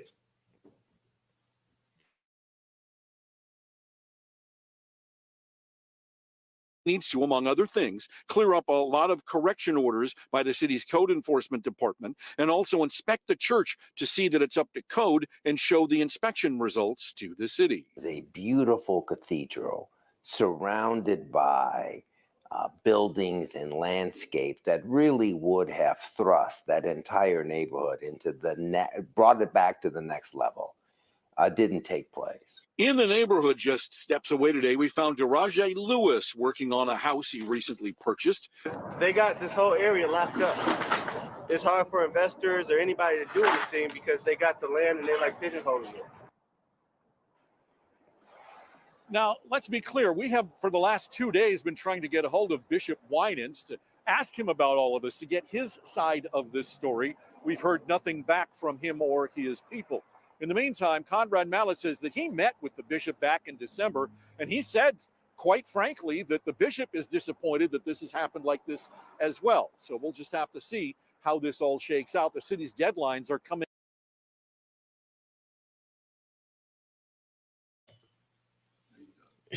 He said he talked to the bishop, and the bishop is disappointed that this is happening. He can't stop it. That's the Lord stopping that. That's right. He's powerless against the Most High. See, he could have. Money don't mean everything. You see what? Did you look at the house that was down the street? It's like a log cabin that crack hit. Did you see it? And a Negro working on top of it. They got it's destroyed. He put that big cathedral, is what the mayor called it, the cathedral type of church. What the hell? They don't need that anymore, man. Those days are over with, bro. Those days of the Christian church being these big cathedrals and the pastor getting up preaching a sermon of prosperity and leave them, girl, and then singing you a song after is over. Kids are like, I saw you come out the motel with Sister Shirley. You're a liar. I'm not going to church no more, mama. Don't wake me up in the morning no more. That's what's happening. And go ahead, sir, please. The truth about that is back in the day, you was able to hide all these things, you know what I'm saying, sweep them up under the rug because nobody seen it, or the FBI didn't bring it out like they did Orgy Mike, right? Right. But now there's this thing called the internet. You got the Google phones. That's right. And these social media accounts. So the Lord allowed this to happen. So guess what? All the stuff you were doing in the dark, guess what? It's right here in front of your face. Right in your face. Yeah, you anything you want to find out, you can Google it. Right. Was Christ black? It's right here. Right here. Who was, if you look at who was Jesus, says your boys, you're gonna come up. You understand? Good point. You talk about Christmas, it's gonna come. Yeah, all the little things that y'all may come across when you see the preaching prophets of the Lord out there on the streets teaching the people, right? You question, you walk by, we know you're listening. Right. We know you, even though ain't nobody out there, but the Lord is carrying our words to these dry bones out. And through the Lord carrying these words to the dry bones, they able to look up these things on the phone. That's right. And they're able to see that going to church is not prosperous. It's a damn gimmick by now. It's a joke by now. Right. And everybody knows it. And it's time that we all wake up and understand what we're supposed to be doing with our lives. And our people are seeing it. Right. They're really seeing it. It ain't about me. You understand? So like it ain't just about Commander Junior Hunter, Captain I thought of myself or any of the brothers. It's the Lord doing his work. That's right. And we're just obedient enough to allow him to just follow what he says. Right. That's it. Is it gonna be perfect? And we to understand what perfect is, you got to understand how to get there. You can't wake up one morning and say, "Oh, yeah, I'm perfect." No, you got to figure out what am I doing wrong, right? And thank the Lord that this little technology is allowing us to see what we're doing wrong. That's right, and it's stopping churches like that from being built every single day, bro. Every single day. Yeah, man, he's so right. 4,500 of them cathedrals shut it down. Even the ones that people weren't in are existing, they're leaving. Pastors don't have the answers, and the Lord sent COVID-19. You understand? It just, I'm gonna throw that in there too, because that's gonna reveal what you liars have been saying. All that holy healing, all that throwing it, whoosh, and she falling back, a wig falling off. All that nonsense don't work, because when you laid up in the hospital with COVID-19, you understand? If you know, like I know, brother, you're gonna need some brothers that actually obey the commandments to pray for you. That's right. Your grandmama's prayer circle is not going to work. Aunt Shirley's going to die. You understand? And it's going to be your fault because you enabled this greedy, grubbing pastor to do this garbage. These type of stories, like Officer Zion was saying, these kids ain't going for that no more. Right. Google who is Caesar Borgia and a picture of a white man pop up. Now you got to explain, Mama, this is who. Hey, get that out of my face. I don't want to hear that. You grown. Go sit this one. Nah, that's why the churches are empty. You know what I'm saying? All that nonsense, people raising their hand in Bible study, the hard questions because of the work that we're doing, man. All these other little fake groups, they are just out there. The work that we're putting in, people are starting to notice. Kanye West didn't have a epiphany dream. He heard a brother talking about it. And what do you think if that's the case? You know, Commander Johanna prophesied this. Your Christian pastor is going to be one day selling oranges on the side of the road because he can't work. He's going to be out of business. I remember when I first came into the truth, Junior Hana kept saying that you Christian pastors are going to be unemployed. You're not going to have no job. Now you got the internet to go in there and Lord and Jesus and God because your church is closed. Now they're going to get off you're going to call you a fraud on the internet. You see what happened to the one pastor? He got robbed of his own church. And they couldn't find it. He set that up himself. He's snatching the woman by the wig and throwing her out the church. All these pastors are riding around in the Bentley. People are tired of the garbage, man. And Lord is shutting these churches down. And I'm so happy he's doing it. And he's going to do more than that. And we prophesied that was going to happen. And guess what else we prophesied? World War III. Don't forget that, Pastor Joe Clark IV. World War III is coming. Why is it coming? Because the Lord said it would. That's how we're going to get free, brother. America has to be destroyed. It's going to happen. Just like this church is going to close down. And more churches, World War III is coming too. Just know that. And more mass shootings. You think the Lord didn't forget about all them Afghans y'all let over here? Asian man shot a couple of other Asians. That was Asian on Asian crime. Well, when these Talibanis that y'all let over here that y'all didn't screen, they about to start blowing stuff up. I ain't forget that they came over here on that airplane, holding on to the damn wings. They're terrorists y'all let over here. And they had plenty of time to plan an extravagant explosion for y'all. Just know you deserve it. Drop that. These disgusting pastors, man. Give me Psalms 119 and 104. You know what I'm saying? They were gonna key this next video, which backs up what I'm saying. And let Esau tell you. You think it's some Negro in the Isupk that's angry and mad. No, let the so-called white society tell you the same thing that you just watched. Why these churches are closing. And you know how they talk. They talk in big words and they go around the main issue. But I'm a priest of prophet. I'm going to tell you exactly what it means. Go ahead, brother. The book of Psalm, chapter 119, verse 104. Through thy precepts, right, I get understanding. That's right. Therefore, I hate every false way. Every false way. And if we hate it, the Most High God hates it. He separates himself from it. Like he did that church. He wanted no parts of that. He didn't want that for us either. That church ain't, man, damn that church. We hate every false way and we expose it. We separate ourselves from it. It's not the truth. And how do we get that? Like he just read through these precepts, man. Through this King James Version Bible, man. That's how we get it. Not because how I feel, because if I went off how I felt, oh, that's a great idea. Let's just all go to church. And, Christian to justify it. We could do youth programs. We could do a trick or trunk in the parking lot. We could have youth lock-ins. We could have hallelujah night for the community and barbecue, sounding just like Saul on why he didn't kill Amalek. Oh, because we can use you're lying. You greedy. You just want to gobble up everybody's money, and you wanted to gobble up the money of people who didn't even have it. Like, you would think the brothers are already working on top of roofs and project buildings, crackheads. Take that church to the white neighborhoods. Go to Beverly Hills and build that. Don't come where it's poor and take more money from my grandma. She only got what granddaddy left for, a $1,300 check every month. And you want 10% of it? No, you want 20. It's double ties now for black niggas roll like that. The meathead. He want 20%. It's ridiculous, man. It's like they greedy dogs. They keep taking and gobbling up till they never get enough. Never get enough. And we hate it. We speak against it. We hate every false way, and you got to be a righteous man or a sister to hate every false way. That's why I thank God for every brother that walked through those doors, every sister that walked through those doors, because they hate false ways. They're tired of the lies. They came in here. Read on. Verse 105. Thy word is a lamp unto my feet. Oh, man. Because this word is a lamp unto the feet. That means we can see where we're going. That's right. See where we're going. I'll walk right through here, these doors. His word is a lamp to your feet. I'm not going to stub my toe on the dresser because it's dark in the room. Right. No. I read the light of this Bible, meaning that, don't go to that strip club. Don't be around drug dealers. So when a house gets raided, I'm not going to jail. I'm not in there with y'all. I'm in here with these brothers. The light directed my path in the right direction. Imagine trying to navigate in the dark. You're going to bump into every damn thing. You're going to bump into a RICO case. But in light, you got this law. It keeps you safe and out of jail. And it keeps you from getting molested in Hallelujah Cathedral Perfection Church. Had that church been erected, you know how many child molesters go in there? The church does not scream. The church just gives whoever a job that says, I'm holy and I had a dream. Put him over to youth. They don't give a damn. They don't care.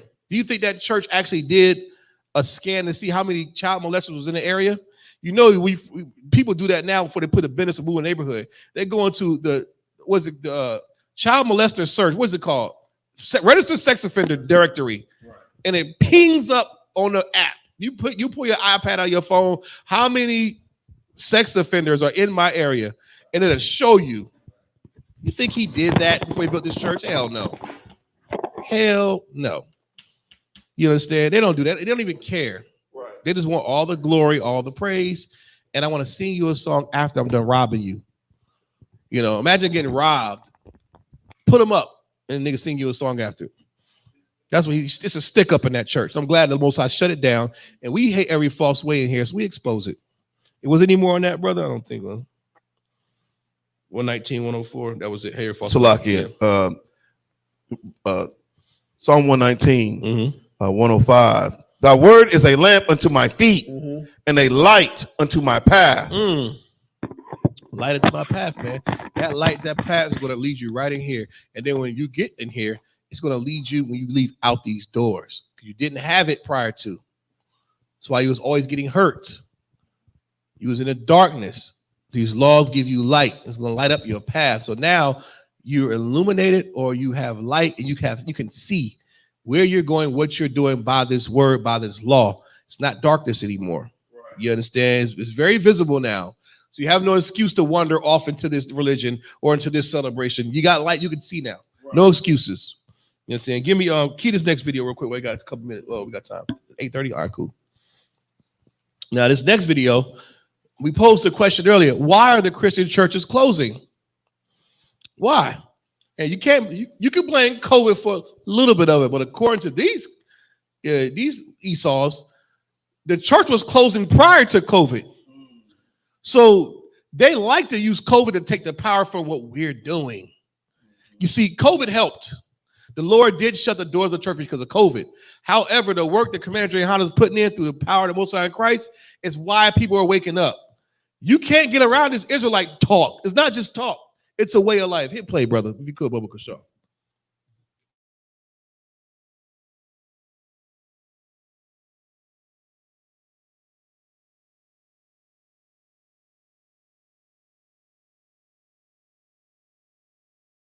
Churches are closing faster than they're being planted.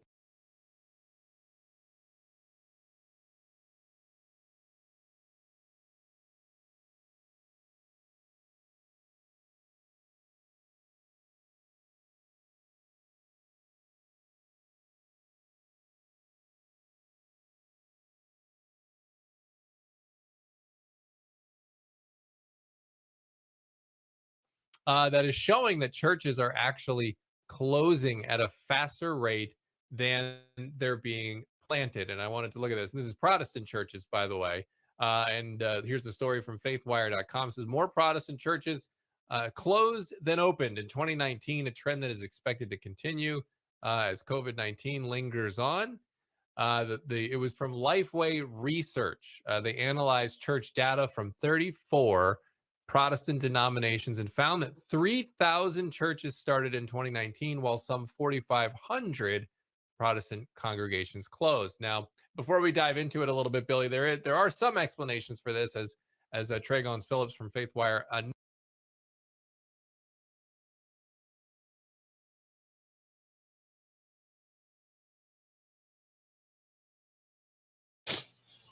Hold on. You good? Take your time. You got it.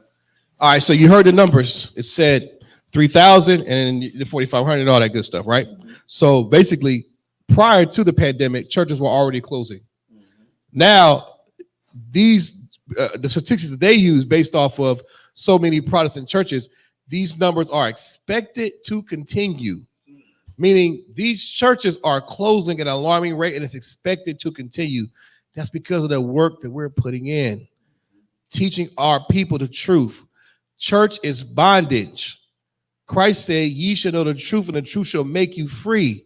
Knowing the truth is in this Bible, only through the Isupk. We've been on the street corners Saturday after Saturday, class after class. They're waking up. It's not magic. Right. You understand? These churches are going to continue to be shut down. COVID or not. You understand? COVID just really exposed you past it that you have no power. All that holy oil and twirling a suit jacket and people falling out. It's garbage, man. It's absolutely foolery. And it's not true. You understand? It's not true at all. And the sad part about it is, when you really think about it, think about the work and the witchcraft that's been put on our people's brains for so long. Your grandma, your mama, you can't even tell your mama. You know what? You ask your father or your mother, who's a staunch Christian, if Jesus is black. They're going to tell you, whoa, what do you mean? Color don't matter. Get on out of here with that. He was all colors. He was all love. They can't even answer it. That's the damage these churches have done to our people, man. And the Lord is shutting it down. He is shutting it down for good. Before you know it, they need to take some of these buildings, man, and make rec centers out of them. Put them to good use. Make homeless shelters out of them, because they're just taking up acres and lots, taking up space, man. Especially these black churches in the black neighborhoods. All of our children have no recreation, nothing to do, but you got this big, gigantic church right there. No basketball court, no video game center, no nothing. Turn it into a rec center or something for the youth. Do something positive. Damn all that white Jesus talk nonsense. It ain't been working. It's not going to work. Right. But according to these statistics, it's being shut down. And let's listen to what this joker has to say about why. You go ahead, brother, when you want. What was your reaction to this, Billy? And what do you see when you see something like this happening to the Protestant church? Well, yeah, because obviously COVID had an effect on churches, but this was happening before COVID. There was already a dynamic of this starting to unfold. And so my reaction was that this is something for the past 10 years that people like you and I have been talking about. You look at what's happening in culture, you look at the move away from faith. There's no longer this cultural Christianity, right? This benefit where people would say, I'm a Christian. You go out and ask people, and like 7 or 8 out of 10 people would say they were a Christian. Well, a lot of those people really weren't Christians in terms of actually practicing. They were just people who found benefit in saying they were a Christian because it was something that was socially helpful. So with that eroding, I am not shocked to see fewer people going to church. Now, it is interesting. Some studies and surveys, there was another survey out over the last week and a half or so that showed that actually Bible reading, Bible users ticked up a little bit. There was a couple of percentage point increase during COVID, but it's still.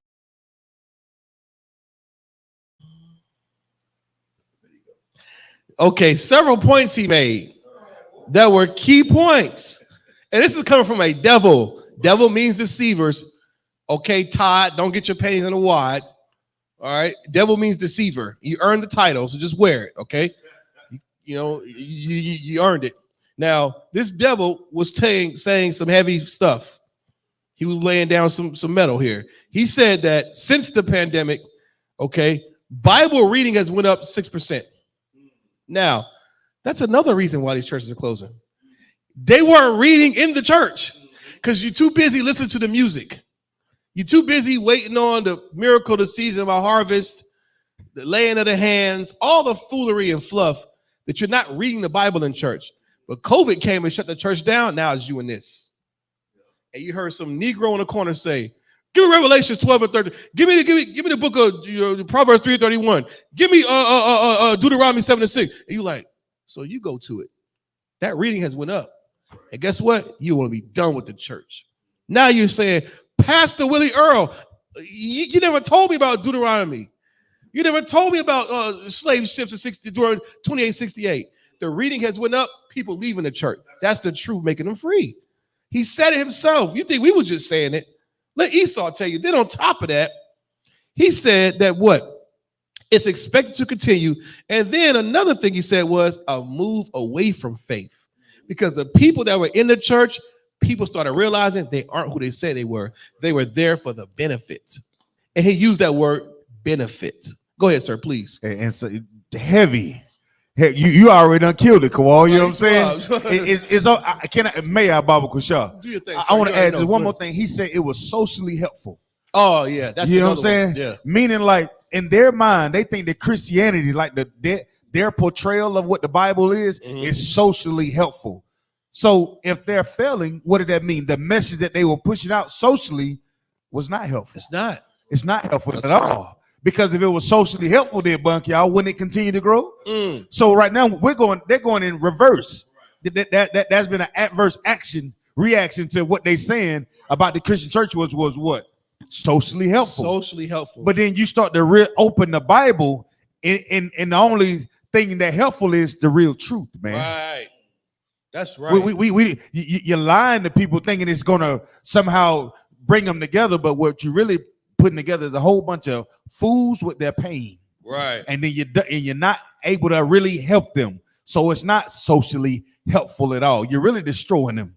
And that's what the Christian church has done to the Black, Hispanic, and Native Indian communities for years.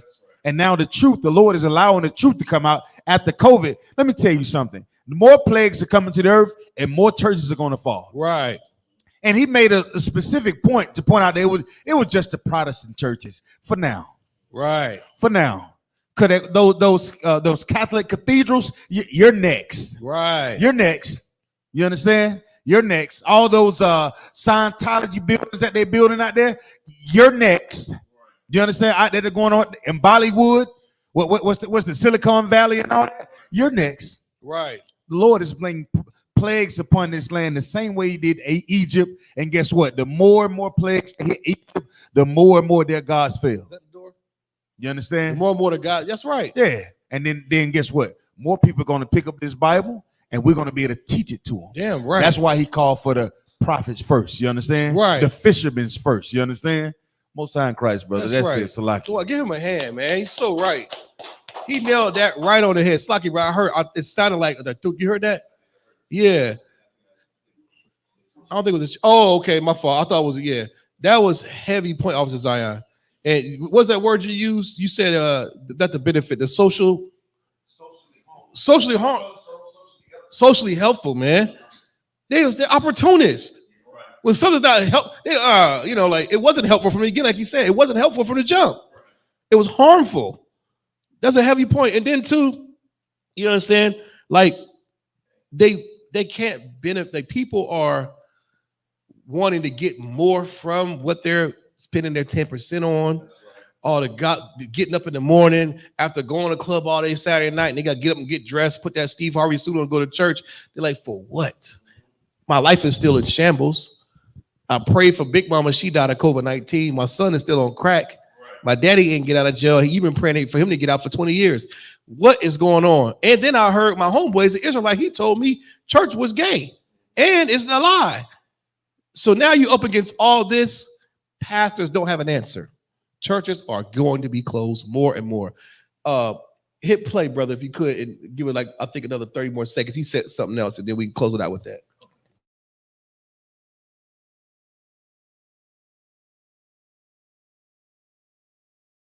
COVID aside, I think we're going to see less Bible reading. Only 6% of Americans are considered Bible engaged. I think that's the term, meaning that they're Bible minded. I mean, 6%. Yeah. That's crazy. So I'm not shocked, but it's disheartening to see. Yeah, and that number right there, the biblical Christian number, and you touched on the cultural Christianity that we don't, Christians, we don't have that. Well, yeah, I'm Christian. Like people just don't identify with that either way. And like, that's not necessarily a bad thing in the sense that cultural Christianity kind of hides a problem. I went to Texas church when I lived in Texas for a couple years, and the pastor down there that I was going to said that one of the biggest problems and challenges they face in Texas and in the South is cultural Christianity. People who say, yeah, I'm a Christian, but then you look at how they're living, you're like, okay, that person's, if they're a Christian, they're not getting it because they're doing X, Y, and Z. That's the part I was looking for right there. They hear what you say, but they see what you do. They're out of there. I seen you with Sister Shirley in the Motel 6. I saw you molest those kids at the Hallelujah night, at that lock-in. I seen it. They're out of here. They don't. People are tired of the garbage. They're tired of the lies, man. Cultural Christianity. Yeah, and he said 6% now. Slacking for earlier, the 6% increase. What I said, but 6% of them are Bible. He said are Christian readers. Like, even though they're Christians and go to church, only 6% of them are reading. Then what the hell are y'all doing in the church if you're not reading? The Bible says to read these, keep these, read it, eat the scroll. Y'all in there singing and dancing, hands up, praising, stomping, twerking, like we've been saying. So all that nonsense y'all got on the ISUPK about talking mess about a Christian church, you owe us apology. Esau said it too. You gonna jump down his throat? Pause. We get on the Christian church all the time because we've been seeing the lies. Now statistics come out, and you just look down your local neighborhood. All these churches are closed because people are sick and tired, man. Culture of Christianity. These pastors people don't see the benefit in going to church anymore. They don't. Your mama might have seen it as a self-soothing thing to feel better about herself on Sunday so she can enjoy her week. And then get her fix and her orgasm again when the organ starts playing on Sunday, and it carries her through the week because she don't need no man. She got sweet King Jesus. She don't need a man, so she get her fix on Sunday. And you sit here and not understand as a kid with a functioning brain, like, did the Holy Ghost skip me? I don't feel it. I don't understand it because it's all BS, man. And they said it. People are starting to see what these pastors are actually doing. And it's not adding up to this book because those 6% Christians are reading and they're like, hold on. And 6% is such a low number. And here, 100% of UBK niggas read. That's right. Let's throw that number out. 100% of us read up in here. All that 6% nonsense. That's the Christians in the world. But that small 6% are, hey, sister, I read this. Hey, brother Earl, I read. And they're telling, like, man, this ain't right. We got a conflict of ties. Now you got Creflo Dollar, switch it, throw all my books away.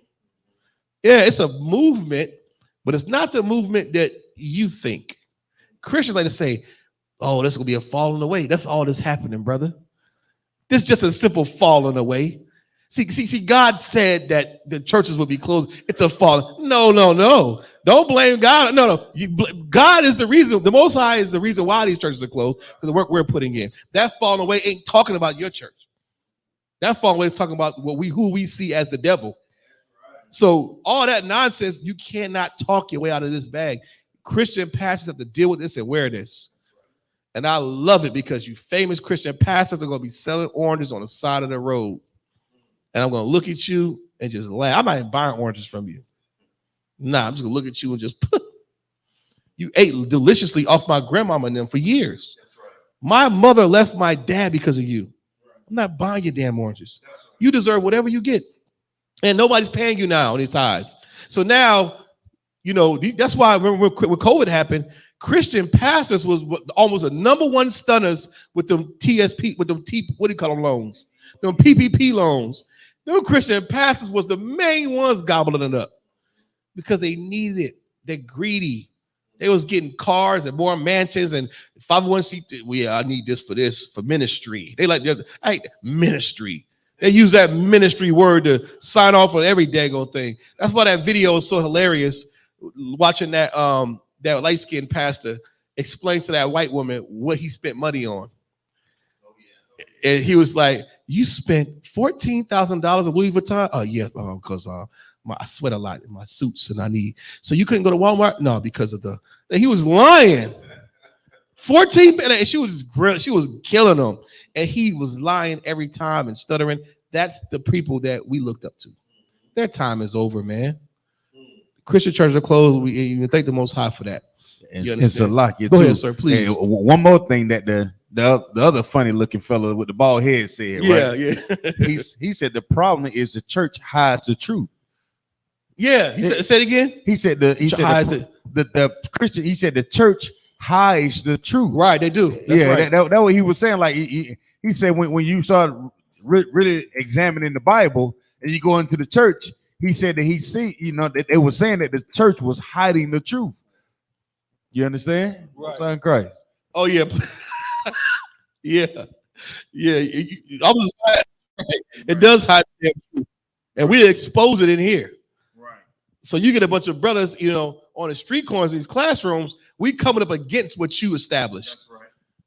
We're coming up against the lies, and we meeting it head on and destroying it. And people are leaving because of it. They feel ashamed sitting in those pews. That's why you and there with Steve Harvey to celebrate Christmas. Easter bunnies don't lay eggs. You know that, right? They're like, well, what are you talking? And they start thinking about it. You know what? This brother's right. This brother's right. Yeah. Play. This is Christian pastor. This is why church get. Play what he said.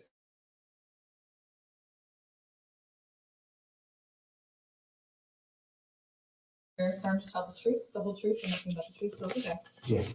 Next, we're in Sylvan Lake, Michigan, for the deposition of 42-year-old David E. Taylor. The man on camera may look like just a regular guy, but to the followers of his multi-million-dollar megachurch, they believe he's truly holier than thou. Mr. Taylor, you also go by the name of the Apostle? Yes. David Taylor claims he was personally visited by Jesus Christ and now brings others into the light through his nonprofit organization, Joshua Media Ministries International, or JMMI. Today, Taylor's being deposed in a divorce case involving one of his volunteers, a woman who donated over $1 million to his ministry. Now, as part of the divorce proceedings, lawyers want to know exactly how that money was used. On November 29th, 2013, JMMI paid over $6,000 to Louis Vuitton. Yes. What would that be for?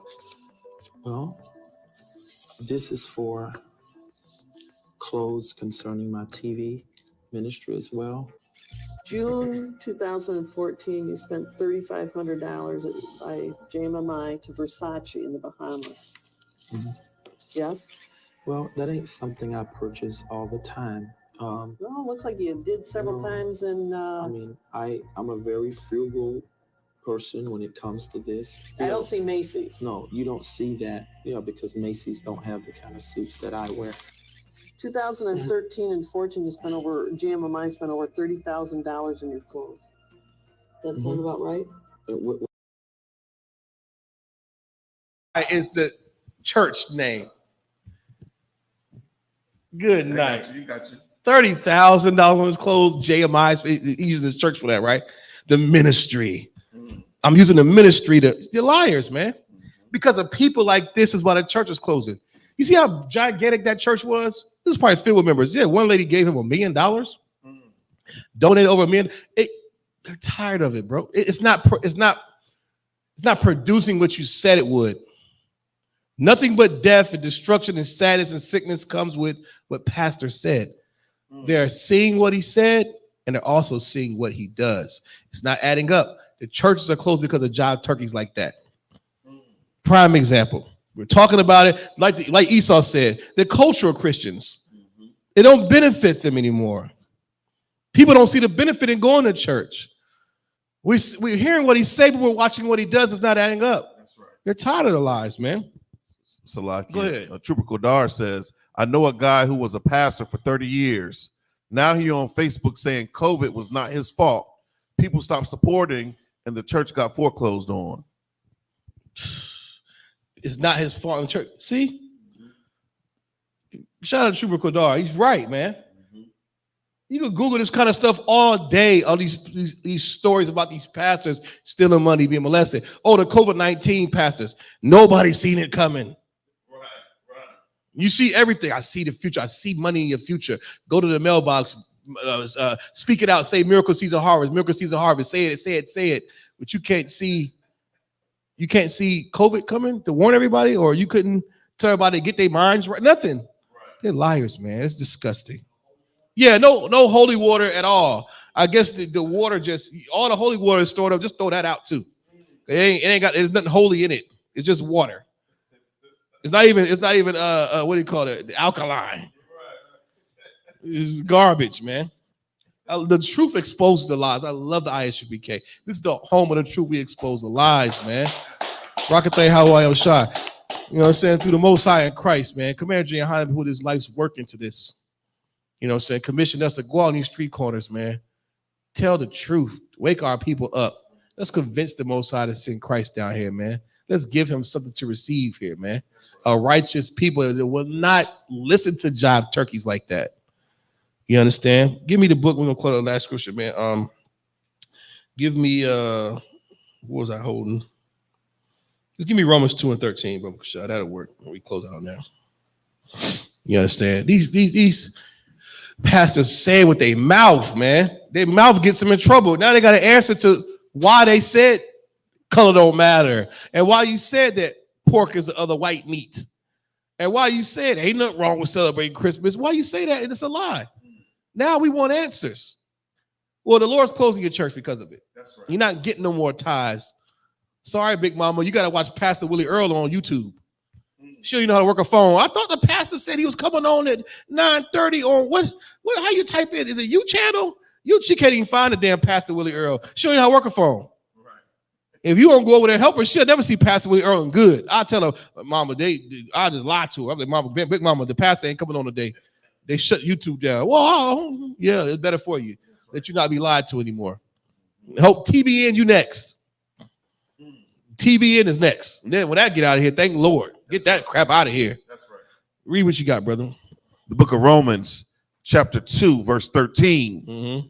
For not the hearers of the law are just before the Most High. Yeah, you heard the law. We heard what you said, Pastor. I heard you, Big Mama, Aunt Shirley. I heard all y'all in the church. You hear it. Go ahead.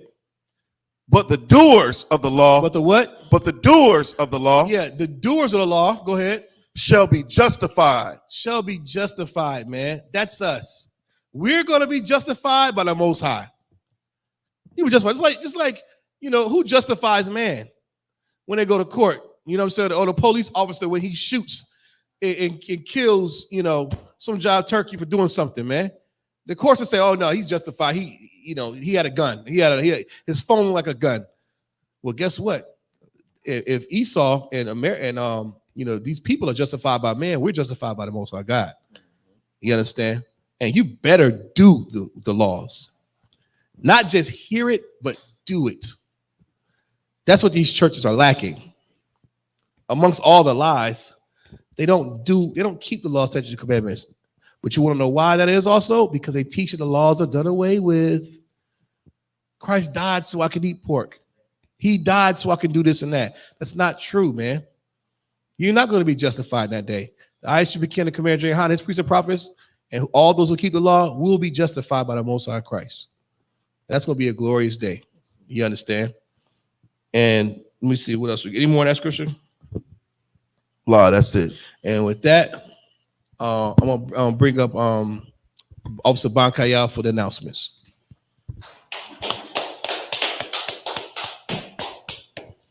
ISUPK security announcements. We are the ISUPK, started out at 1 West 125th Street, Harlem, New York. Rule for new brother and sister. When a new brother or sister comes into the school, they are off limits for 6 months. They are to be saluted only. They are here to shed themselves of the world. If they need transportation, the teacher will arrange it. After 6 months, if a brother or sister has an interest in a particular person, he or she must get permission from the head to speak to a brother or sister. There's another 6 months in which the brother and sister will court each other. After this 6 month period, the brother and sister will get permission from the head to marry.